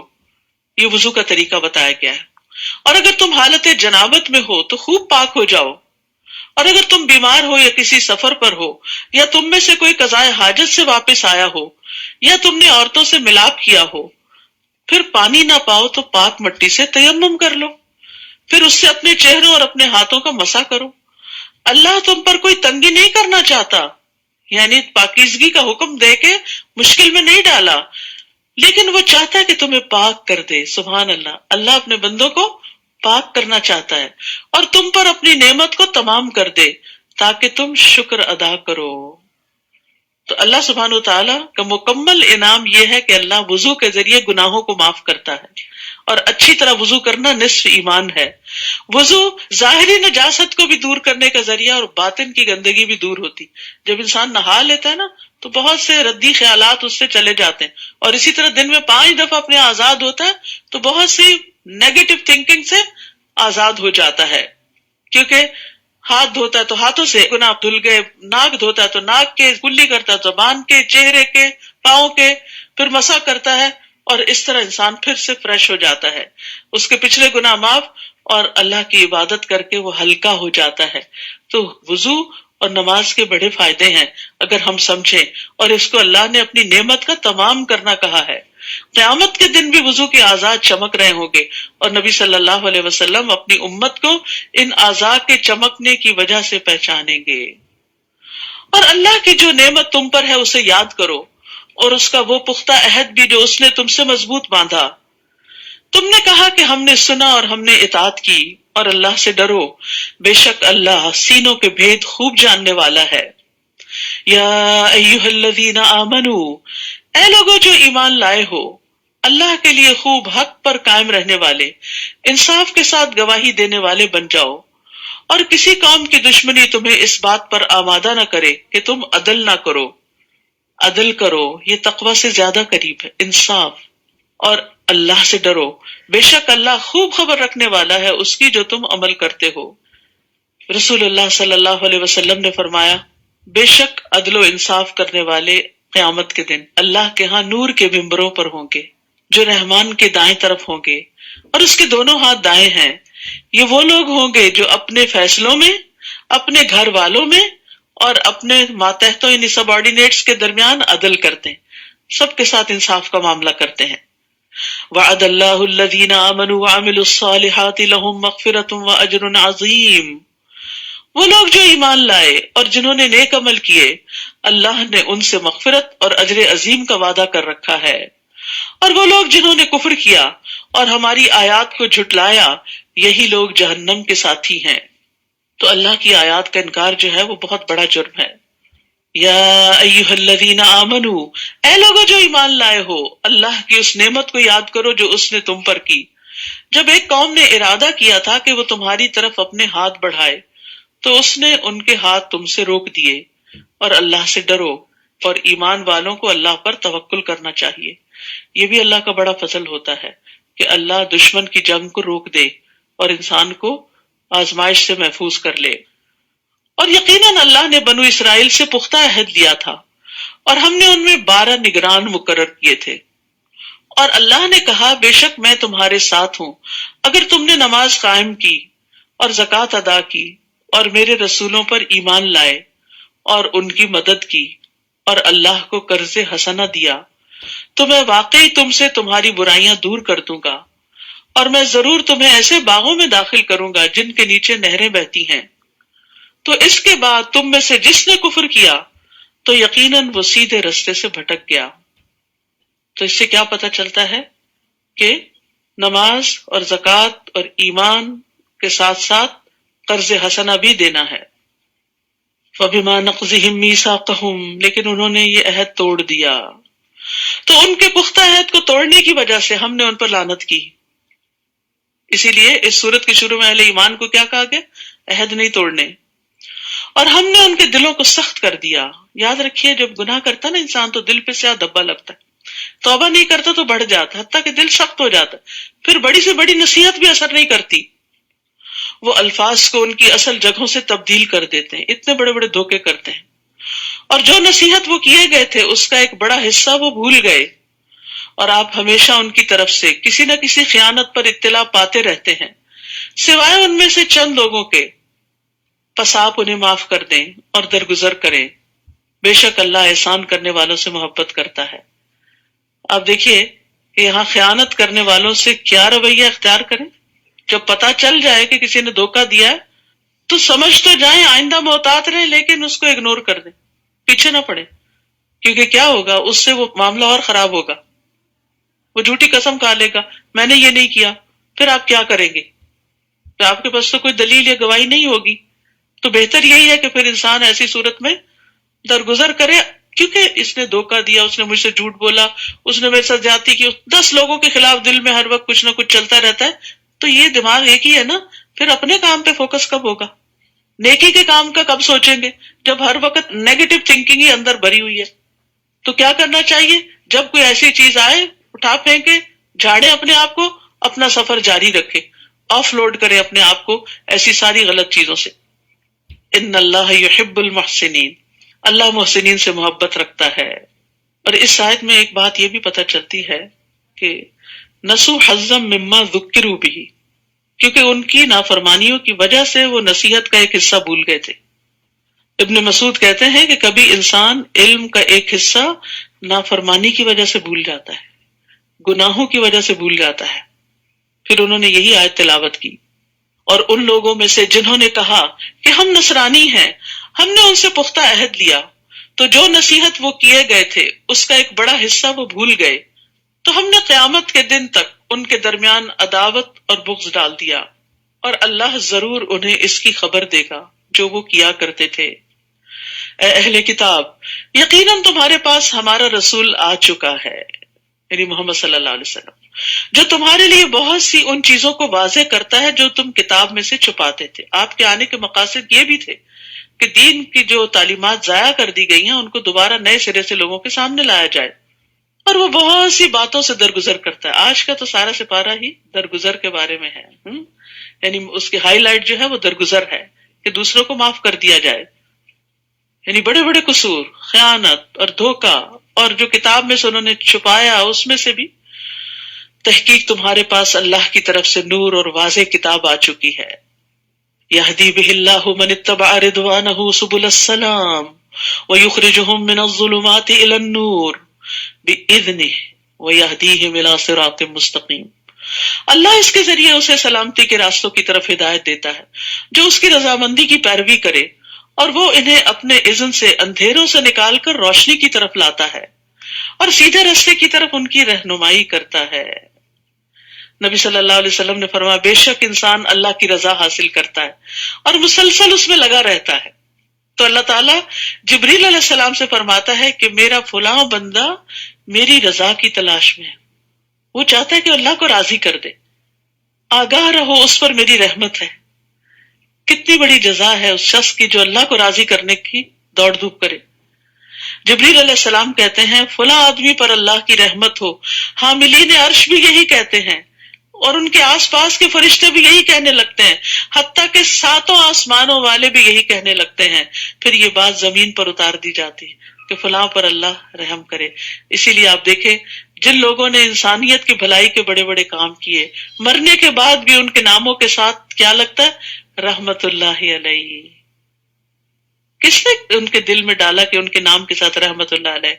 اور اگر عربی میں نہیں تو لوگ عام طور پر جو نیک کام کرنے والے ہوتے ہیں، اللہ اس پہ رحم کرے، اللہ اس سے راضی ہو، اس نے میرے لیے یہ اور یہ کیا، اس نے فلاں اچھا کام کیا. ایک دفعہ زندگی میں لی ہے نا، تھوڑی تکلیف اٹھا کے اچھے اچھے کاموں میں اپنے آپ کو لگائیں تاکہ دنیا میں بھی خیر ہو اور آخرت میں بھی خیر ہو. ورنہ صرف نفس کے پیچھے چل کے اور اپنے غیظ غضب اور اپنی منفی عادتوں کو آگے کر کے اور اس کو ہر وقت جسٹیفائی کر کے اپنے آپ کو ضائع کرنا ہے، اور یہ وقت بھی اور عمر اور مال ہر چیز گنوا کے جانے والی بات. تو اس لیے کسی نے زیادتی کی، معاف کیا، آگے چلے، اپنی طرف سے احسان کیا اور اپنا فوکس نہیں بھولے کہ مجھے زندگی میں کیا کرنا ہے. اپنا پیشن دیکھیں کہ کیا ہے آپ کا، کوئی اچھا کام کرنے کا یا بس اسی قسم کے جھگڑوں میں پڑے رہنے کا. یعنی کس چیز کو آپ بہت شوق سے کرتے ہیں، کیا صلاحیت ہے اپنے اندر، اور پھر اس کے لیے اس کام کو اکمپلش کرنے کے لیے ایک برننگ ڈیزائر ہونی چاہیے. یہ برننگ ڈیزائر ہر فضول چیز کو جلا دیتی ہے، ختم کر دیتی اور انسان کو روشنی دکھاتی ہے اور صحیح رستے پہ رہتا ہے انسان. پہ نیکی اور خیر اور تقوی کے کاموں میں اپنے آپ کو لگائیں، اور اس کے لیے بہترین کام ہے دین کو سیکھنا، سکھانا، لوگوں کو اس طرف لانا، ان کی جگہوں تک پہنچ کر ان کی مدد کرنا، کسی نہ کسی طرح رہنمائی کریں اور ان کو کنیکٹ کرتے جائیں اللہ سے. آگے کام وہ خود کریں، آپ کا کام صرف کنیکٹ کرنا، خیر کی بات بتائیں. جیسے بھی ان کو آپ اس چیز کی طرف لا سکیں تو ساری بھلائی آپ ہی کے لیے لکھی جائے گی. پھر فرمایا لقد کفر الذین قالوا ان اللہ هو المسیح ابن مریم، یقیناً ان لوگوں نے کفر کیا جنہوں نے کہا کہ بے شک اللہ وہی مسیح ابن مریم ہے، یعنی مسیح علیہ السلام کو الہ کا درجہ دے دیا. کہہ دیجئے تو کون اللہ کے آگے کسی چیز کا اختیار رکھتا ہے اگر اس نے ارادہ کر لیا کہ وہ مسیح ابن مریم کو اور اس کی ماں اور جو بھی زمین میں ہے سب کو ہلاک کر دے. اور اللہ ہی کے لیے ہے بادشاہت آسمانوں اور زمین کی اور جو کچھ ان دونوں کے درمیان ہے. وہ جو چاہتا ہے پیدا کرتا ہے، اللہ ہر چیز پر خوب قدرت رکھنے والا ہے. یعنی اللہ نے عیسیٰ علیہ السلام کو بن باپ کے پیدا کیا تو وہ ایسا کر سکتا ہے. اس کا یہ مطلب نہیں کہ وہ خود اس کا باپ ہے، نعوذ باللہ، ایسا کچھ نہیں ہے. اور ان کی معجزانہ ولادت کا یہ مطلب بھی نہیں کہ اللہ نے ان کو معبود بنا دیا ہے کہ تم ان کی عبادت کرنے لگو یا ان کے بارے میں غلوف کرو، حد سے بڑھ جاؤ ان کی عقیدت میں. اور یہود و نصارہ نے کہا کہ ہم اللہ کے بیٹے اور اس کے محبوب ہیں. کہہ دیجئے پھر وہ کیوں تمہیں تمہارے گناہوں کی وجہ سے عذاب دیتا ہے، بلکہ تم ایک انسان ہو ان میں سے جنہیں اس نے پیدا کیا، یعنی تم بھی دوسرے انسانوں کی طرح انسان ہو. وہ جسے چاہے گا بخش دے گا اور جسے چاہے گا عذاب دے گا. بہت ڈرنے والی بات ہے. تو جو مومن ہوتا ہے وہ کبھی اللہ کے عذاب سے بے خوف نہیں ہوتا، وہ فکر کرتا رہتا ہے، وہ اپنی نیکیوں کو بڑی چیز نہیں سمجھتا. اور اللہ ہی کے لیے ہے بادشاہت آسمانوں اور زمین کی اور جو ان دونوں کے درمیان ہے، اور اسی کی طرف لوٹنا ہے. تو یاد رکھیے اللہ کی محبت محض تمنا کرنے سے نہیں ملتی بلکہ ان کاموں سے ملتی ہے جنہیں وہ پسند کرتا ہے. اے اہل کتاب، تحقیق تمہارے پاس رسولوں کی آمد کے ایک وقفے کے بعد ہمارا رسول آ گیا ہے جو تمہارے لیے حق واضح کرتا ہے تاکہ تم یہ نہ کہو کہ ہمارے پاس کوئی خوشخبری دینے والا اور ڈرانے والا نہیں آیا، تو یقیناً تمہارے پاس خوشخبری دینے والا اور ڈرانے والا آ چکا ہے، اور اللہ ہر چیز پر خوب قدرت رکھنے والا ہے۔ اور جب موسیٰ علیہ السلام نے اپنی قوم سے کہا، اے میری قوم، اللہ کی نعمت کو یاد کرو جو اس نے تم پر کی، جب اس نے تم میں انبیاء بھیجے اور تمہیں بادشاہ بنایا، اور اس نے تمہیں وہ دیا جو جہان والوں میں سے کسی کو نہیں دیا۔ تو اللہ سبحانہ وتعالیٰ نے یہاں نعمتوں کو یاد کرنے کی بات کی ہے۔ یاد رکھیے، جب انسان نعمتوں کو یاد کرتا ہے تو اس کے اندر ایک نشاط پیدا ہوتی، خوشی پیدا ہوتی ہے، ایک جذبہ پیدا ہوتا ہے، اور پھر وہ اچھے اچھے کاموں کی طرف دوڑ پڑتا ہے۔ اور جو انسان الٹ سوچتا ہے کہ میرے پاس تو کچھ ہے ہی نہیں، میں کیا کروں، اور دوسروں سے خود کو کمپیئر کرتا رہتا ہے، اس کے پاس تو گاڑی ہے، میرے پاس تو گاڑی نہیں، میں تو کچھ کر نہیں سکتا، اس کا تو اپنا گھر ہے، میرا تو ہے نہیں، تو اس لیے مجھے تو اسی کے لیے بس کام کرنا ہے۔ صرف یہی کہ گھر بنا کے دوسروں کے لیے نہ چھوڑ جائیں، اپنا آخرت کا گھر بنانے کی بھی فکر کریں، اور کچھ بھی ہو اپنے وقت میں سے کچھ نہ کچھ حصہ اللہ کی رضا حاصل کرنے کے لیے ضرور استعمال کریں۔ اے میری قوم، اس ارض مقدس میں داخل ہو جاؤ جو اللہ نے تمہارے لیے لکھ دی ہے، اور تم اپنی پشتوں پر نہ پھر جانا، ورنہ تم خسارہ پانے والے ہو کر پلٹو گے۔ آپ یاد ہے نا کہ یعقوب علیہ السلام اپنے بچوں سمیت یوسف علیہ السلام کے پاس مصر چلے گئے تھے، پھر عرصہ دراز تک بنی اسرائیل کے لوگ وہاں پر رہا تھا کہ فرعون نے ان کو غلام بنا لیا، پھر اللہ سبحانہ وتعالیٰ نے فرعون کی غلامی سے موسیٰ علیہ السلام کی قیادت میں ان کو آزاد کیا، نجات ملی۔ تو اب حکم کیا ہوا کہ تم اپنی اصل زمین پہ واپس جاؤ، یعنی بیت المقدس میں، لیکن وہاں ان کی عدم موجودگی میں اور قوموں نے قبضہ کر لیا تھا۔ تو اب یہ کہنے لگے، قالوا یا موسیٰ ان فیہا قوما جبارین، انہوں نے کہا، موسیٰ اس میں بڑے جابر لوگوں کی قوم ہے، اور بے شک ہم اس میں ہرگز داخل نہ ہوں گے یہاں تک کہ وہ اس سے نکل جائیں، وہ چلے جائیں تو ہم جائیں گے، پھر اگر وہ اس سے نکل جائیں تو یقیناً ہم داخل ہونے والے، ہم نے کوئی نہیں محنت کرنی، کام کرنا، ہم سے نہیں نکالے جاتے وہ۔ اور جو لوگ نافرمانی سے ڈرتے تھے ان میں سے دو آدمیوں نے جن پر اللہ نے انعام کیا تھا، وہ کہنے لگے، تم ان پر دروازے سے داخل ہو جاؤ، پھر جب تم اس میں داخل ہو جاؤ گے تو یقیناً تم ہی غالب آ جاؤ۔ کہتے ہیں نا کہ جو دروازہ کھٹکھٹائے اس کے لیے دروازہ کھول دیا جاتا ہے، جو پہلے ڈر کے بیٹھ جائے، نہیں میں نے نہیں کھٹکھٹانا، پتہ نہیں کھلے گا کہ نہیں کھلے گا، اور میرے لیے بڑا مشکل ہے وہاں تک جانا کہ جا کے میں کھٹکھٹاؤں، تو جو شخص محنت نہیں کرتا، کوشش نہیں کرتا، اس کے لیے دروازے نہیں کھلتے۔ یہ بڑا اہم اصول یہاں پر بتایا گیا ہے کہ دروازے میں داخل ہو جاؤ، جب داخل ہو جاؤ گے تو غالب آ جاؤ گے۔ بہت باتیں مت سوچو، کام شروع کر دو، جب شروع کر دو گے تو اللہ تعالیٰ منزل تک بھی پہنچا دے گا، جو چاہتے وہ مل جائے گا۔ لیکن پہلے سے اگر انسان منفی سوچے یہ پروجیکٹ میں شروع کروں کہ نہ، یہ کلاس میں جوائن کروں کہ نہ، یہ خیر کا کام پتہ نہیں کوئی میری مدد کرے گا یا نہیں، کوئی ساتھ دے گا کہ نہیں شروع تو کرو۔ کہتے نا کہ تنہائی چلا تھا میں اور پھر قافلہ بنتا گیا، یعنی بعض اوقات اکیلا ایک انسان انیشیٹو لیتا ہے کسی ایک کام کو کرنے کا، کوئی ایک انسان مشورہ دے دیتا ہے کسی کام کو کرنے کا، اور پھر کیا ہوتا ہے جب وہ آگے چل پڑتا ہے تو بہت سارے لوگ اس قافلے میں شریک ہو جاتے ہیں۔ تو اس لیے نیکی کے کام میں دور سے بیٹھ کے ڈرتے نہیں رہنا چاہیے، پتہ نہیں ہوگا کہ نہیں ہوگا، نہیں ہوگا جب تم کرو گے۔ اللہ پر بھروسہ رکھو اگر تم مومن ہو، فَتَوَكَّلُوا إِن كُنتُم مُؤْمِنِينَ، ایمان کا تقاضا اللہ پر توکل کرو، ہمت کرو، آگے بڑھو۔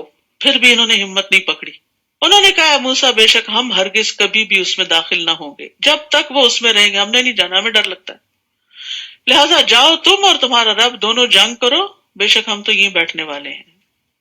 سبحان اللہ، بنی اسرائیل نے اپنے پیغمبر کو یہ جواب دی، اور انصار نے کیا جواب دیا تھا کہ آپ ہمیں کہیں گے سمندر میں کود پڑو تو ہم آپ کے ساتھ ہیں، ہم سب کچھ قربان کرنے کو تیار ہیں۔ تو یہی فرق ہے بنی اسرائیل میں اور صحابہ کرام میں، اور پھر نتیجے کے اعتبار سے بھی یہی فرق ہوا کہ ایک امت کہاں پہنچ گئی۔ تو دین کے لیے ہمیشہ قربانیاں کرنی پڑتی ہیں، اور جو کرتے ہیں وہ کامیاب ہو جاتے ہیں۔ اس لیے اللہ کی خاطر کچھ قربان کرنے سے کبھی نہ گھبرائیں، اور یہ نہ کریں کہ صرف اللہ ہی کر دے اور کوئی اور کر دے تو پھر جب کوئی اور کر لے گا تو میں بھی شریک ہو جاؤں گا اس قافلے میں، پھر تو آپ بیک بینچر سے پیچھے رہ جانے والے ہیں۔ موسیٰ نے کہا، اے میرے رب، میں اپنی جان اور اپنے بھائی کے سوا کسی چیز کا مالک نہیں، بس تو ہمارے اور فاسق قوم کے درمیان جدائی ڈال دے. یعنی تنگ آ گئے تھے موسیٰ علیہ السلام اس قوم سے، کوئی بات مان کے نہیں دیتی تھی. اس سے صبر سیکھیے کہ کس طرح بار بار احکامات کو جھٹلانا، ٹال مٹول کرنا، مذاق میں اس کو اڑا دینا. اللہ نے کہا بے شک وہ زمین ان پر 40 سال تک حرام کر دی گئی ہے، وہ زمین میں بھٹکتے پھریں گے، بس تم فاسق قوم پر افسوس مت کرو. تو گناہ کی وجہ سے نعمتوں کا زوال ہو جایا کرتا ہے. جب انسان خیر کے کام میں آگے نہیں بڑھتا تو محروم رہ جاتا ہے. وَاتْلُ عَلَيْهِمْ نَبَأَ ابْنَيْ آدَمَ بِالْحَقِّ، اور آپ انہیں آدم کے 2 بیٹوں کی خبر ٹھیک ٹھیک پڑھ سنائیں. جب ان دونوں نے قربانی کی تو ان میں سے ایک سے قربانی قبول کر لی گئی اور دوسرے سے قبول نہ کی گئی. اس نے کہا میں ضرور تجھے قتل کر دوں گا. جیلس ہو گیا کہ تمہاری قربانی قبول ہوگی، میری کیوں نہیں ہوئی. پہلے نے کہا اللہ تو صرف تقوی والوں سے ہی قبول کرتا ہے. نیک کام کس کے قبول ہوتے ہیں؟ جس کے دل میں خدا ترسی ہوتی ہے، تقوی ہوتا ہے. تقوی عمل میں بھی ہوتا ہے اور تقوی ارادوں میں بھی ہوتا ہے.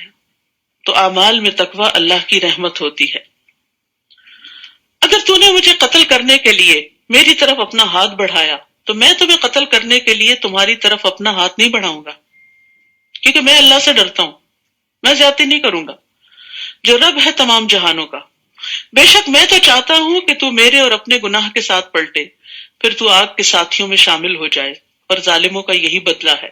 یعنی اس کو ڈرایا دھمکایا، یہ نہیں کہ بد دعا دے رہا کہ تم جہنم میں جاؤ، بلکہ دیکھو میں نہیں کروں گا، اگر تم نے کیا تو تمہارا یہ انجام ہو جائے گا. تو اس کے لیے اس کے نفس نے اپنے بھائی کو قتل کرنا آسان بنا دیا. استغفر اللہ. بعض اوقات بڑے بڑے گناہ اور بڑے بڑے جرائم انسان نفس کی تعویلوں سے اپنے لیے حلال کر لیتا ہے کہ یہ ٹھیک ہے، حالانکہ وہ سری واضح حرام ہوتا ہے. سو اس نے اسے قتل کر ڈالا، پھر وہ خسارہ پانے والوں میں شامل ہو گیا. بعد ازاں اللہ نے ایک کوا بھیجا جو زمین کھودنے لگا تاکہ وہ اسے دکھائے کہ وہ اپنے بھائی کی لاش کیسے چھپائے. کہنے لگا ہائے افسوس مجھ پر، کیا میں اس سے بھی عاجز ہو گیا کہ میں اس کوے جیسا ہو جاؤں کہ اپنے بھائی کی لاش چھپا سکوں. تو وہ نادم ہونے والوں میں سے ہو گیا. ریگریٹس. تو یاد رکھیے یہ ندامت انسان کو کھا جاتی ہے. یہ جو پچھتاوے ہوتے ہیں یہ انسان کو بیمار کر ڈالتے ہیں، خاص طور پر انسان کے اندر جیسے ہارمونل چینجز آ جاتی ہیں، امیونٹی لو ہو جاتی ہے، اور جو کام انسان آسانی سے کر سکتا ہے وہ اس کو بڑے مشکل کام لگنے لگتے ہیں. تو مختلف جو ریسرچز کی گئی ہیں اس میں یہ کہ لوگوں کو 2 طرح کے پچھتاوے ہوتے ہیں. ایک یہ کہ انہوں نے کوئی کام کرنا تھا اور نہیں کیا، اپرچونٹی کھو دی تو اس پر پچھتاوا، اور دوسرا کچھ نہیں کرنا چاہیے تھا اور انہوں نے غلط کر لیا. تو یاد رکھیے پچھتاووں سے نکلیں، ریگریٹ سے باہر آئیں. جب ہم قرآن پڑھتے ہیں یا نیکی کو کوئی کام تو پھر ہم کہتے ہیں افسوس کہ میں نے یہ نہ کیا، کاش میں اس وقت کر لیتی جب میں ینگ تھی. کاش سے باہر نکلیں. جو وقت گزر گیا وہ واپس نہیں آنے کا. اب شروع کر دیں اور ریگریٹ سے نکلیں، کیونکہ پچھتاوے انسان کو نفسیاتی طور پہ بیمار کر دیتے ہیں. اس سے فائدہ کچھ حاصل ہونے والا نہیں. ضرورت اس بات کی ہے کہ آپ اپنے اس وقت کو یوٹیلائز کر لیں، آئندہ کے لیے منصوبہ بندی کریں. یہی وجہ ہے کہ ہم نے بنی اسرائیل پر فرض کر دیا کہ جس نے کسی جان کو کسی جان کے بدلے کے بغیر قتل کیا یا زمین میں فساد کے بغیر قتل کیا تو گویا اس نے تمام انسانوں کو قتل کر دیا، اور جس نے اس کی زندگی بچائی تو گویا اس نے تمام انسانوں کی زندگی بچائی. ایک جان بچانا گویا سارے انسانوں کو بچانا. اتنا بڑا ثواب ہے. البتہ تحقیق ان کے پاس ہمارے رسول واضح نشانیاں لے کر آئے، پھر بھی اس کے بعد بہت سے لوگ البتہ زمین میں زیادتی کرنے والے ہیں. بے شک وہ لوگ جو اللہ اور اس کے رسول سے جنگ کرتے ہیں اور زمین میں فساد کے لیے دوڑ دھوپ کرتے ہیں، ان کا بدلہ یہی ہے کہ وہ قتل کر دیے جائیں یا سولی چڑھا دیے جائیں یا ان کے ہاتھ اور پاؤں مخالف سمت سے کاٹ دیے جائیں یا اس سرزمین سے نکال دیے جائیں. یہ ان کے لیے دنیا میں رسوائی ہے اور آخرت میں ان کے لیے بہت بڑا عذاب ہے.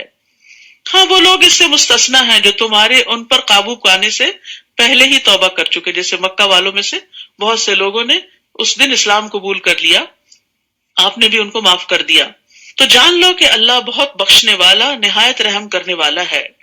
اے لوگو جو ایمان لائے ہو اللہ سے ڈرو اور اس کی طرف قرب کا وسیلہ تلاش کرو اور اس کی راہ میں جہاد کرو تاکہ تم فلاح پا جاؤ. یعنی اللہ کے قریب ہونے کے بہانے تلاش کرو. ذریعے تلاش کرو. وہ کیا ہے؟ نیکی کے کام. جیسے نماز قرب کا ذریعہ ہے. رسول اللہ صلی اللہ علیہ وسلم نے فرمایا اے کعب نماز قربت کا ذریعہ ہے، سجدہ قربت کا ذریعہ ہے.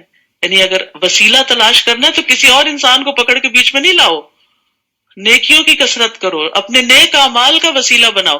جیسے وہ غار میں پھنسنے والوں نے نیک اعمال کا وسیلہ بنا کر دعا کی تھی تو ان کی دعا قبول ہوئی اور وہ غار سے باہر آ گئے. قرآن سے تعلق اللہ کے قرب کا ذریعہ ہے. رسول اللہ صلی اللہ علیہ وسلم نے فرمایا بے شک کچھ لوگ اللہ والے ہیں. صحابہ نے عرض کیا اللہ کے رسول وہ کون ہیں؟ آپ نے فرمایا قرآن والے اہل اللہ اور اس کے خاص لوگ ہیں. اسی طرح رات کے آخری حصے میں بندہ اپنے رب سے بہت قریب ہوتا ہے.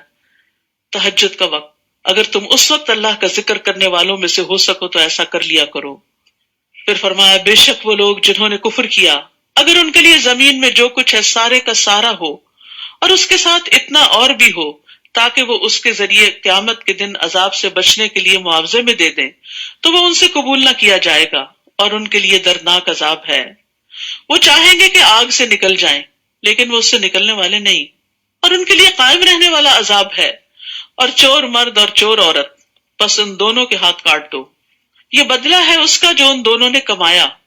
اللہ کی طرف سے عبرتناک سزا ہے اور اللہ بہت زبردست خوب حکمت والا ہے. یعنی اللہ کی کوئی حکمت ہے کہ اتنی سخت سزا رکھی گئی تاکہ لوگوں کے مال محفوظ رہیں. یاد رکھیے ہماری شریعت میں جتنے بھی احکامات ہیں اس کے کچھ مقاصد ہیں، اور مقاصد شریعت کیا ہے کہ حسب نسب کی حفاظت کی جائے، اسی لیے زنا حرام کیا گیا، جان کی حفاظت قتل حرام کیا گیا، عقل کی حفاظت شراب حرام کی گئی، اور اسی طرح مال کی حفاظت چوری کو حرام قرار دیا گیا. اور ان چیزوں کے اوپر سزائیں اس لیے رکھی تاکہ لوگ اس دنیا میں بھی امن سے رہ سکیں. تو جو کوئی اپنے ظلم کے بعد توبہ کر لے اور اصلاح کر لے تو یقیناً اللہ اس پر مہربان ہوگا. بے شک اللہ بہت بخشنے والا بہت رحم کرنے والا ہے. کیا تمہیں علم نہیں کہ بے شک اللہ ہی کے لیے ہے بادشاہت آسمانوں اور زمین کی، وہ جسے چاہتا ہے عذاب دیتا ہے اور جسے چاہتا ہے بخش دیتا ہے، اور اللہ ہر چیز پر خوب قدرت رکھنے والا ہے. اے رسول وہ لوگ آپ کو غمگین نہ کریں جو کفر میں دوڑ دھوپ کرتے ہیں، یعنی ان کی کوششیں دیکھ کر آپ پریشان نہ ہوں، اور جنہوں نے اپنے منہوں سے کہا کہ ہم ایمان لائے حالانکہ ان کے دل ایمان نہیں لاتے، یعنی منافقین. اور ان میں سے جو یہودی بن گئے وہ بہت زیادہ سننے والے ہیں جھوٹ کو، بہت زیادہ سننے والے ہیں دوسری قوم کے لیے جو آپ کے پاس نہیں آئے، یعنی جاسوسی کرتے ہیں. وہ الفاظ کو ان کی جگہ مقرر ہونے کے باوجود بدل دیتے ہیں، تحریف کرتے ہیں. وہ کہتے ہیں اگر تم یہ حکم دیے جاؤ تو اسے لے لو، اور اگر تم یہ حکم نہ دیے جاؤ تو بچو. اور اللہ جس کی آزمائش کا ارادہ کر لے تو آپ اسے اللہ سے بچانے کا کچھ بھی اختیار نہیں رکھتے. یہی وہ لوگ ہیں کہ اللہ نہیں چاہتا کہ ان کے دلوں کو پاک کرے، جن کے دلوں میں کھوٹ ہوتا ہے اور وہ دھوکہ دیتے ہیں اور پیغمبر کو تکلیف دیتے ہیں، پھر اللہ تعالیٰ ان سے بدلہ لیتا ہے. ان کے لیے دنیا میں رسوائی ہے اور ان کے لیے آخرت میں بہت بڑا عذاب ہے. اور آپ جانتے ہیں کہ جن جن لوگوں نے بھی رسول اللہ صلی اللہ علیہ وسلم کی مخالفت کی، نافرمانی کی، دنیا میں ہی ان کو رسوائی کا سامنا کرنا پڑا اور اللہ کے رسول غالب آئے. بہت زیادہ سننے والے ہیں جھوٹ کو، بہت زیادہ کھانے والے ہیں حرام کو. پھر اگر وہ آپ کے پاس آئیں تو ان کے درمیان فیصلہ کریں یا ان سے اعراض کریں، یعنی اگر اپنے معاملات لے کر آئیں کہ آپ ان کا فیصلہ کریں تو چاہیں تو کریں چاہے نہ کریں. اور اگر آپ ان سے اعراض کریں گے تو وہ ہرگز آپ کو کچھ بھی نقصان نہیں پہنچا سکتے. اور اگر آپ ان کے درمیان فیصلہ کریں تو انصاف کے ساتھ فیصلہ کریں. معاملہ کسی کا بھی ہو، مسلم نان مسلم، سب کے ساتھ انصاف. بے شک اللہ انصاف کرنے والوں سے محبت رکھتا ہے. اور یہاں پر خاص طور پر حرام سے ممانعت کی بات کی گئی. یاد رکھیے کہ حرام کھانے والے پہ جنت حرام ہے. نبی صلی اللہ علیہ وسلم نے فرمایا اے کعب بن عجرہ، بے شک وہ گوشت اور خون جنت میں داخل نہیں ہوگا جو حرام اور رشوت خوری پر بڑھا اور پلا، وہ جہنم کا زیادہ مستحق ہے. اور وہ آپ کو کس طرح منصف بناتے ہیں حالانکہ ان کے پاس تورات ہے جس میں اللہ کا حکم موجود ہے، پھر اس کے بعد بھی وہ منہ موڑ جاتے ہیں، اور یہ لوگ ہرگز ایمان لانے والے نہیں. بے شک ہم نے تورات نازل کی جس میں ہدایت اور نور تھا، جس کے مطابق اللہ کے فرما بردار نبی ان لوگوں کے لیے فیصلہ کرتے تھے جو یہودی بن گئے تھے. اور اسی طرح ربانی اور علماء اور فقہا بھی اس وجہ سے کہ وہ اللہ کی کتاب کے محافظ بنائے گئے تھے اور وہ اس پر گواہ تھے. تو تم لوگوں سے نہ ڈرو اور مجھ سے ڈرو، اور میری آیات کے بدلے تھوڑی قیمت نہ لو، اور جو اس کے مطابق فیصلہ نہ کرے جو اللہ نے نازل کیا تو یہی لوگ کافر ہیں. اور ہم نے ان کے لیے اس میں لکھ دیا تھا کہ بے شک جان کے بدلے جان، آنکھ کے بدلے آنکھ، ناک کے بدلے ناک، کان کے بدلے کان، اور دانت کے بدلے دانت، اور زخموں کا بھی بدلہ ہے۔ تو جو کوئی معاف کر دے وہ اس کے لیے کفارہ ہوگا، اور جو کوئی اس کے مطابق فیصلہ نہ کرے جو اللہ نے اتارا ہے تو یہی لوگ ظالم ہیں۔ تو یہاں جسم کے اعضاء کے قصاص کی بات کی گئی ہے کہ زخموں پر بھی قصاص ہے، یعنی چاہے مرد ہوں یا عورتیں ہوں، لیکن یہ بھی ہمارے دین نے سکھایا کہ معاف کر دینا قصاص سے بہتر ہے۔ انس بن مالک کہتے ہیں میں نے دیکھا کہ نبی صلی اللہ علیہ وسلم کے پاس جب بھی کوئی ایسا مقدمہ لایا جاتا جس میں قصاص ہوتا تو آپ اس معاملے میں معاف کرنے کا حکم دیتے کہ اس کی جان چلی گئی ہے اب تم اس کی جان بخش دو، یا اس کا ہاتھ کٹ گیا تو تم اس کا ہاتھ چھوڑ دو، یعنی معاف کرنے کی تلقین کرتے تھے۔ پھر معاف کرنے کی بات، رسول اللہ صلی اللہ علیہ وسلم نے فرمایا جو بندہ کسی کے ظلم کو معاف کرے گا اللہ قیامت کے دن اس کی عزت بڑھا دے گا۔ وہ عزت تو ہمیشہ کے لیے نا۔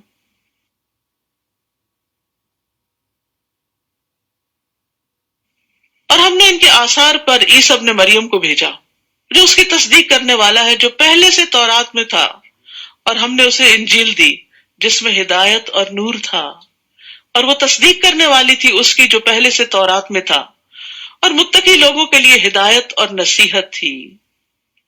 یعنی تورات اور انجیل جو ہیں ان میں بھی تقوی والوں کے لیے ہی ہدایت تھی، اور چاہیے کہ انجیل والے اس کے مطابق فیصلہ کریں جو اللہ نے اس میں نازل کیا ہے، یعنی انجیل میں، اور جو اس کے مطابق فیصلہ نہ کرے جو اللہ نے نازل کیا تو یہی لوگ فاسق ہیں۔ تو اللہ کی کتاب کے مطابق فیصلہ نہ کرنا کفر، ظلم اور فسق ہے۔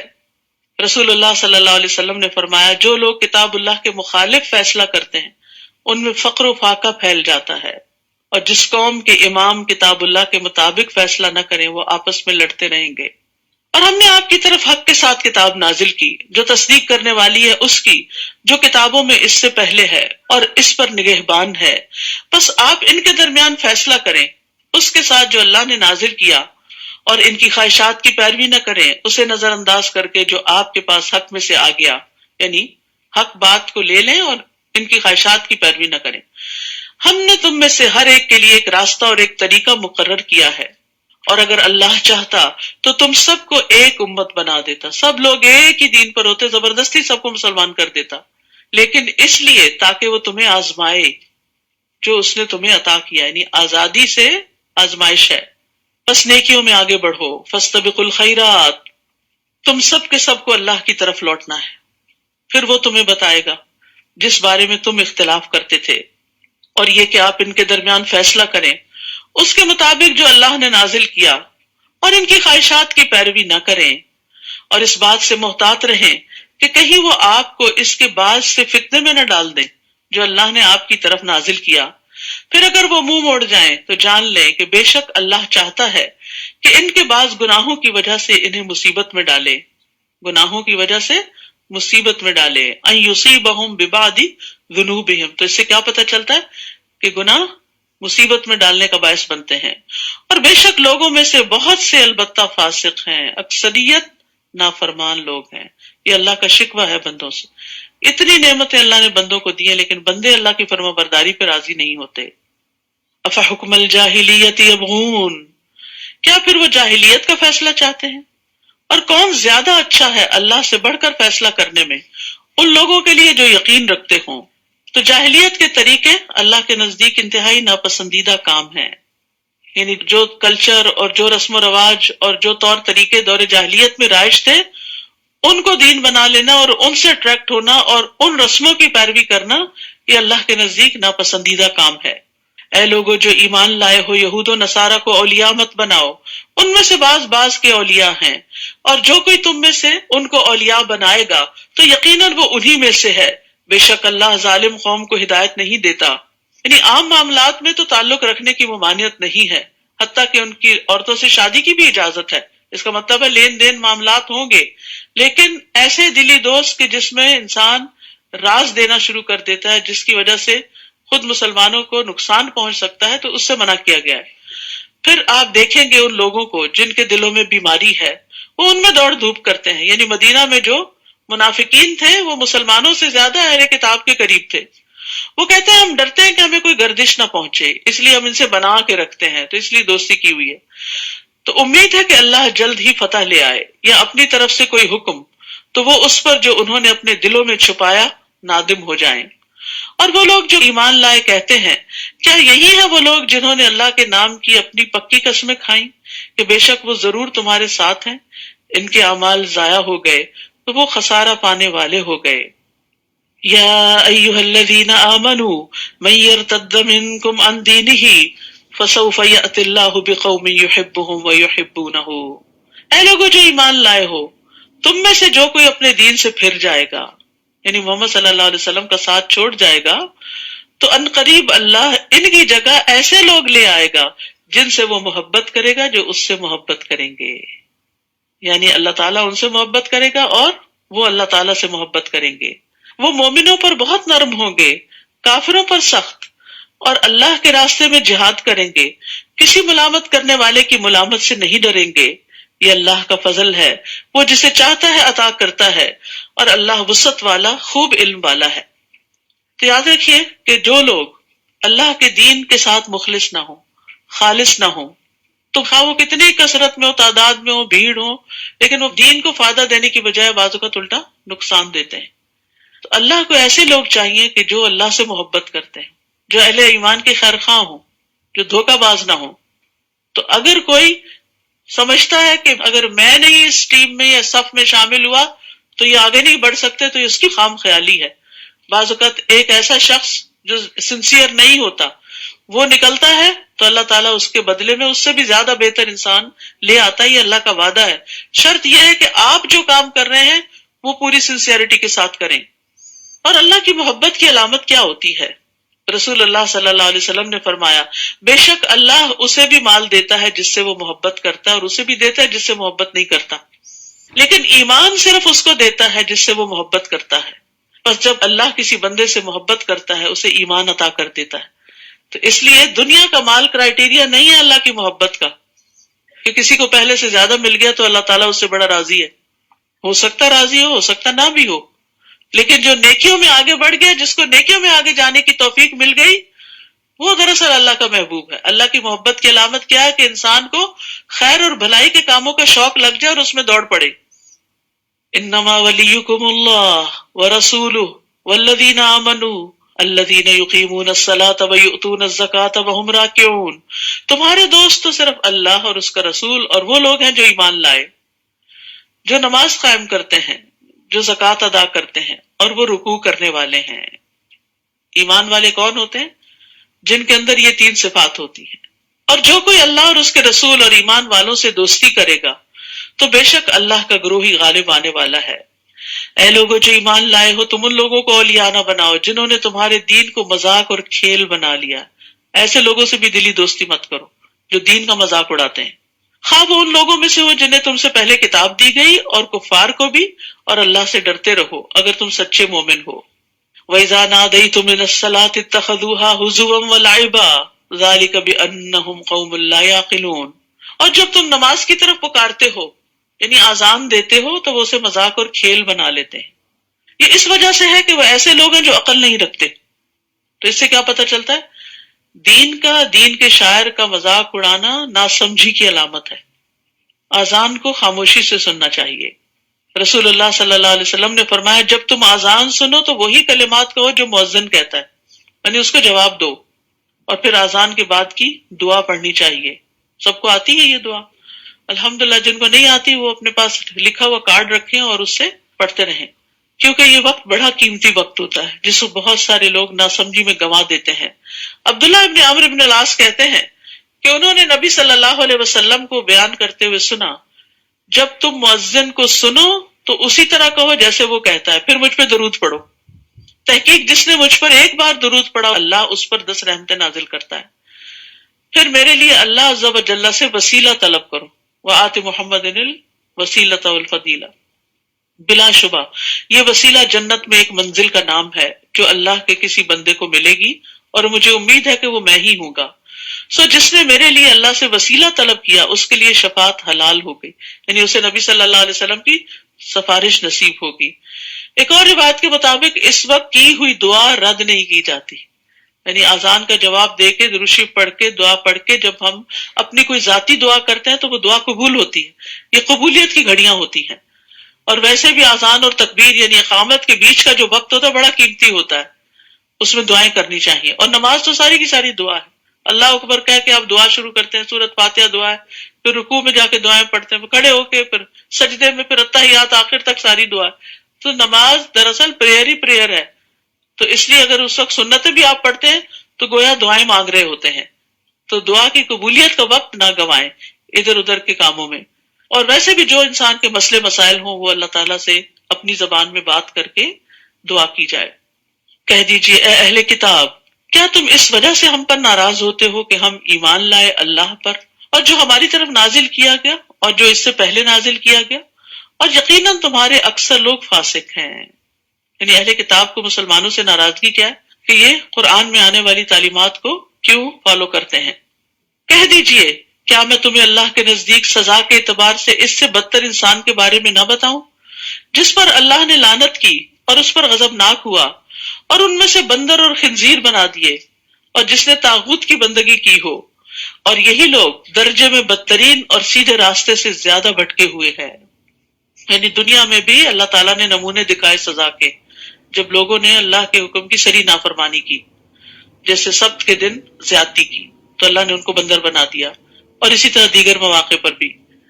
اور جب وہ تمہارے پاس آتے ہیں کہتے ہیں ہم ایمان لائے، حالانکہ حقیقت یہ ہے کہ وہ کفر کے ساتھ داخل ہوئے اور اس کفر کے ساتھ ہی نکل گئے، یہ صرف دھوکہ تھا ایک، اور اللہ اسے زیادہ جانتا ہے جسے وہ چھپاتے ہیں، جو کفر اپنے دل میں چھپائے ہوئے ہیں۔ آپ ان کی اکثریت کو دیکھیں گے کہ وہ گناہ اور زیادتی کے کاموں میں اور اپنے حرام کھانے میں خوب دوڑ دھوپ کرتے ہیں، یقیناً کتنا برا ہے جو عمل وہ کرتے ہیں۔ ربانی اور علماء انہیں ان کے گناہ کی باتیں کرنے اور حرام کھانے سے کیوں نہیں روکتے، یقیناً کتنا برا ہے جو وہ کیا کرتے ہیں۔ تو یاد رکھیے، برائی سے منع نہ کرنے والا ویسا ہی ہو جاتا ہے جیسے برائی کرنے والا، نیکی کی طرف بلانے والا آنے والے کے ثواب کو بھی لے لیتا ہے، اس کو بھی ملتا ہے اور اس کو بھی ملتا ہے، اور اسی طرح جو برائی سے روکتا نہیں تو وہ بھی اس گناہ میں شریک ہو جاتا ہے۔ وقالت اليہود ید اللہ مغلولہ غلت ایدیہم ولعنوا بما قالوا بل یداہ مبسوطتان، اور یہود کہتے ہیں کہ اللہ کا ہاتھ بندھا ہوا ہے، نعوذ باللہ، کہ اللہ بخیل ہے، باندھ دیے گئے ہاتھ ان کے، اور وہ لعنت کیے گئے اس قول کی وجہ سے، یعنی اللہ کے بارے میں بری بات کرنا کوئی مذاق ہے؟ جو ایسا کرے گا اس پر کیا ہے؟ لعنت ہے، وہ اللہ کی رحمت سے دور ہے کیونکہ اس نے اللہ کو ناراض کر دیا۔ بلکہ اس کے دونوں ہاتھ کھلے ہوئے ہیں، وہ جس طرح چاہتا ہے خرچ کرتا ہے، یعنی جتنا چاہتا ہے خرچ کرتا ہے، جتنا چاہتا ہے جس کو عطا کرتا ہے۔ اور یقیناً جو کچھ آپ پر آپ کے رب کی طرف سے نازل کیا گیا ہے وہ ان کی اکثریت کو سرکشی اور کفر میں ضرور بڑھا دے گا، اور ہم نے ان کے درمیان قیامت کے دن تک کے لیے عداوت اور بغض ڈال دیا۔ جب کبھی انہوں نے تمہارے خلاف جنگ کے لیے آگ بھڑکائی اللہ نے اسے بجھا دیا، اور وہ زمین میں فساد کی کوشش کرتے ہیں، اور اللہ فساد کرنے والوں کو پسند نہیں کرتا۔ حدیث میں آتا ہے کہ اللہ سے بڑھ کر کوئی صبر کرنے والا نہیں جو تکلیف دہ بات سن کر صبر کرے۔ ہم نے کسی کو کچھ دیا نہیں ہوتا، صرف سلام دعا ہی ہوتی ہے، اگر وہ ہمیں گھور کے بھی دیکھے یا کوئی ایسا جیسے میں تو ہم اس سے لڑ پڑتے ہیں، ہم سے صبر نہیں ہوتا۔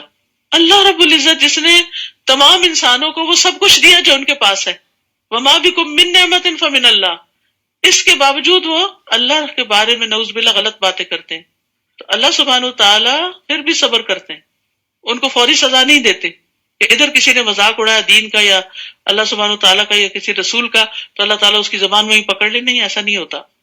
رسول اللہ صلی اللہ علیہ وسلم نے فرمایا تکلیف دہ بات سن کر اللہ سے زیادہ صبر کرنے والا کوئی نہیں۔ لوگ اس کا بیٹا ہونے کا دعویٰ کرتے ہیں اور اس کا ہمسر بنا دیتے ہیں، پھر بھی وہ انہیں عافیت دیتا ہے، ان کی حفاظت کرتا ہے، ان کو رزق دیتا ہے اور انہیں کئی نعمتیں عطا کرتا ہے۔ اللہ اکبر، یہ ہے اللہ کا حوصلہ۔ اور اگر نافرمانیوں کی بجائے یہ لوگ اطاعت کرتے، وَلَوْ أَنَّ أَهْلَ الْكِتَابِ آمَنُوا وَاتَّقَوْا لَكَفَّرْنَا عَنْهُمْ سَيِّئَاتِهِمْ وَلَأَدْخَلْنَاهُمْ جَنَّاتِ النَّعِيمِ، اور اگر بے شک اہل کتاب ایمان لاتے اور تقوی اختیار کرتے تو ہم ضرور ان سے ان کی برائیاں دور کر دیتے اور ہم ضرور انہیں نعمتوں والے باغات میں داخل کرتے، دنیا میں بھی نعمتیں عطا کرتے۔ دنیا میں سب سے بڑی نعمت والا باغ انسان کا اپنا دل ہے، جس میں قرار ہو، اطمینان ہو، سکون ہو، اور یہ قرار آ نہیں سکتا جب تک انسان 100% اللہ کی عبادت یا اطاعت میں اپنے آپ کو نہ لگائے، اللہ کی طرف جب تک رخ نہ کرے، اللہ سے نہ مانگے۔ تو یہ کتنا بڑا وعدہ ہے کہ اگر اہل کتاب ایمان لاتے اور تقویٰ کرتے، اللہ سے ڈرتے، تو ضرور ان سے ان کی برائیاں، ان کی تکلیفیں دور کر دیتے۔ تو یہ مسائل کے حل کا نسخہ ہے، تکلیفوں کو دور کرنے کا ذریعہ ہے، ایمان بڑھانا اور تقوی اختیار کرنا۔ اور اگر وہ تورات قائم کرتے اور انجیل قائم کرتے اور جو کچھ ان کے رب کی طرف سے ان کی طرف نازل کیا گیا ہے، تو یقیناً وہ اپنے اوپر سے کھاتے اور اپنے پاؤں کے نیچے سے بھی، آسمان بھی دھن برساتا، رزق برساتا، اور زمین بھی اگلتی۔ ان میں سے ایک گروہ میں آنا رو ہے، اور ان میں سے زیادہ تر لوگ برا ہے وہ جو عمل کرتے ہیں۔ تو اس سے کیا پتہ چلتا ہے کہ اگر انسان اللہ کی کتاب کے مطابق زندگی بسر کرتا ہے تو دنیا کی نعمتیں بھی حاصل ہوتی ہیں۔ تو قائم کرنے کا مطلب کیا ہے؟ علم اور عمل کے ساتھ معاملہ کرنا۔ ابن عباس کہتے ہیں کہ اوپر سے بارش اور نیچے سے نباتات۔ ایک قول یہ بھی ہے کہ ہم ان کا رزق اتنا وسیع کر دیتے کہ وہ مسلسل کھاتے رہتے، ان کو کمی نہ آتی۔ اور یہ اللہ کا وعدہ ہے، وَمَن يَتَّقِ اللَّهَ يَجْعَل لَّهُ مَخْرَجًا وَيَرْزُقْهُ مِنْ حَيْثُ لَا يَحْتَسِبُ۔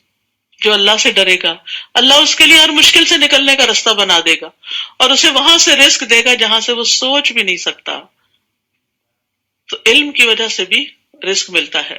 انس بن مالک رضی اللہ عنہ کہتے ہیں کہ نبی صلی اللہ علیہ وسلم کے زمانے میں 2 بھائی تھے، جن میں سے ایک تو نبی صلی اللہ علیہ وسلم کی خدمت میں آتا تھا اور دوسرا بھائی کماتا تھا۔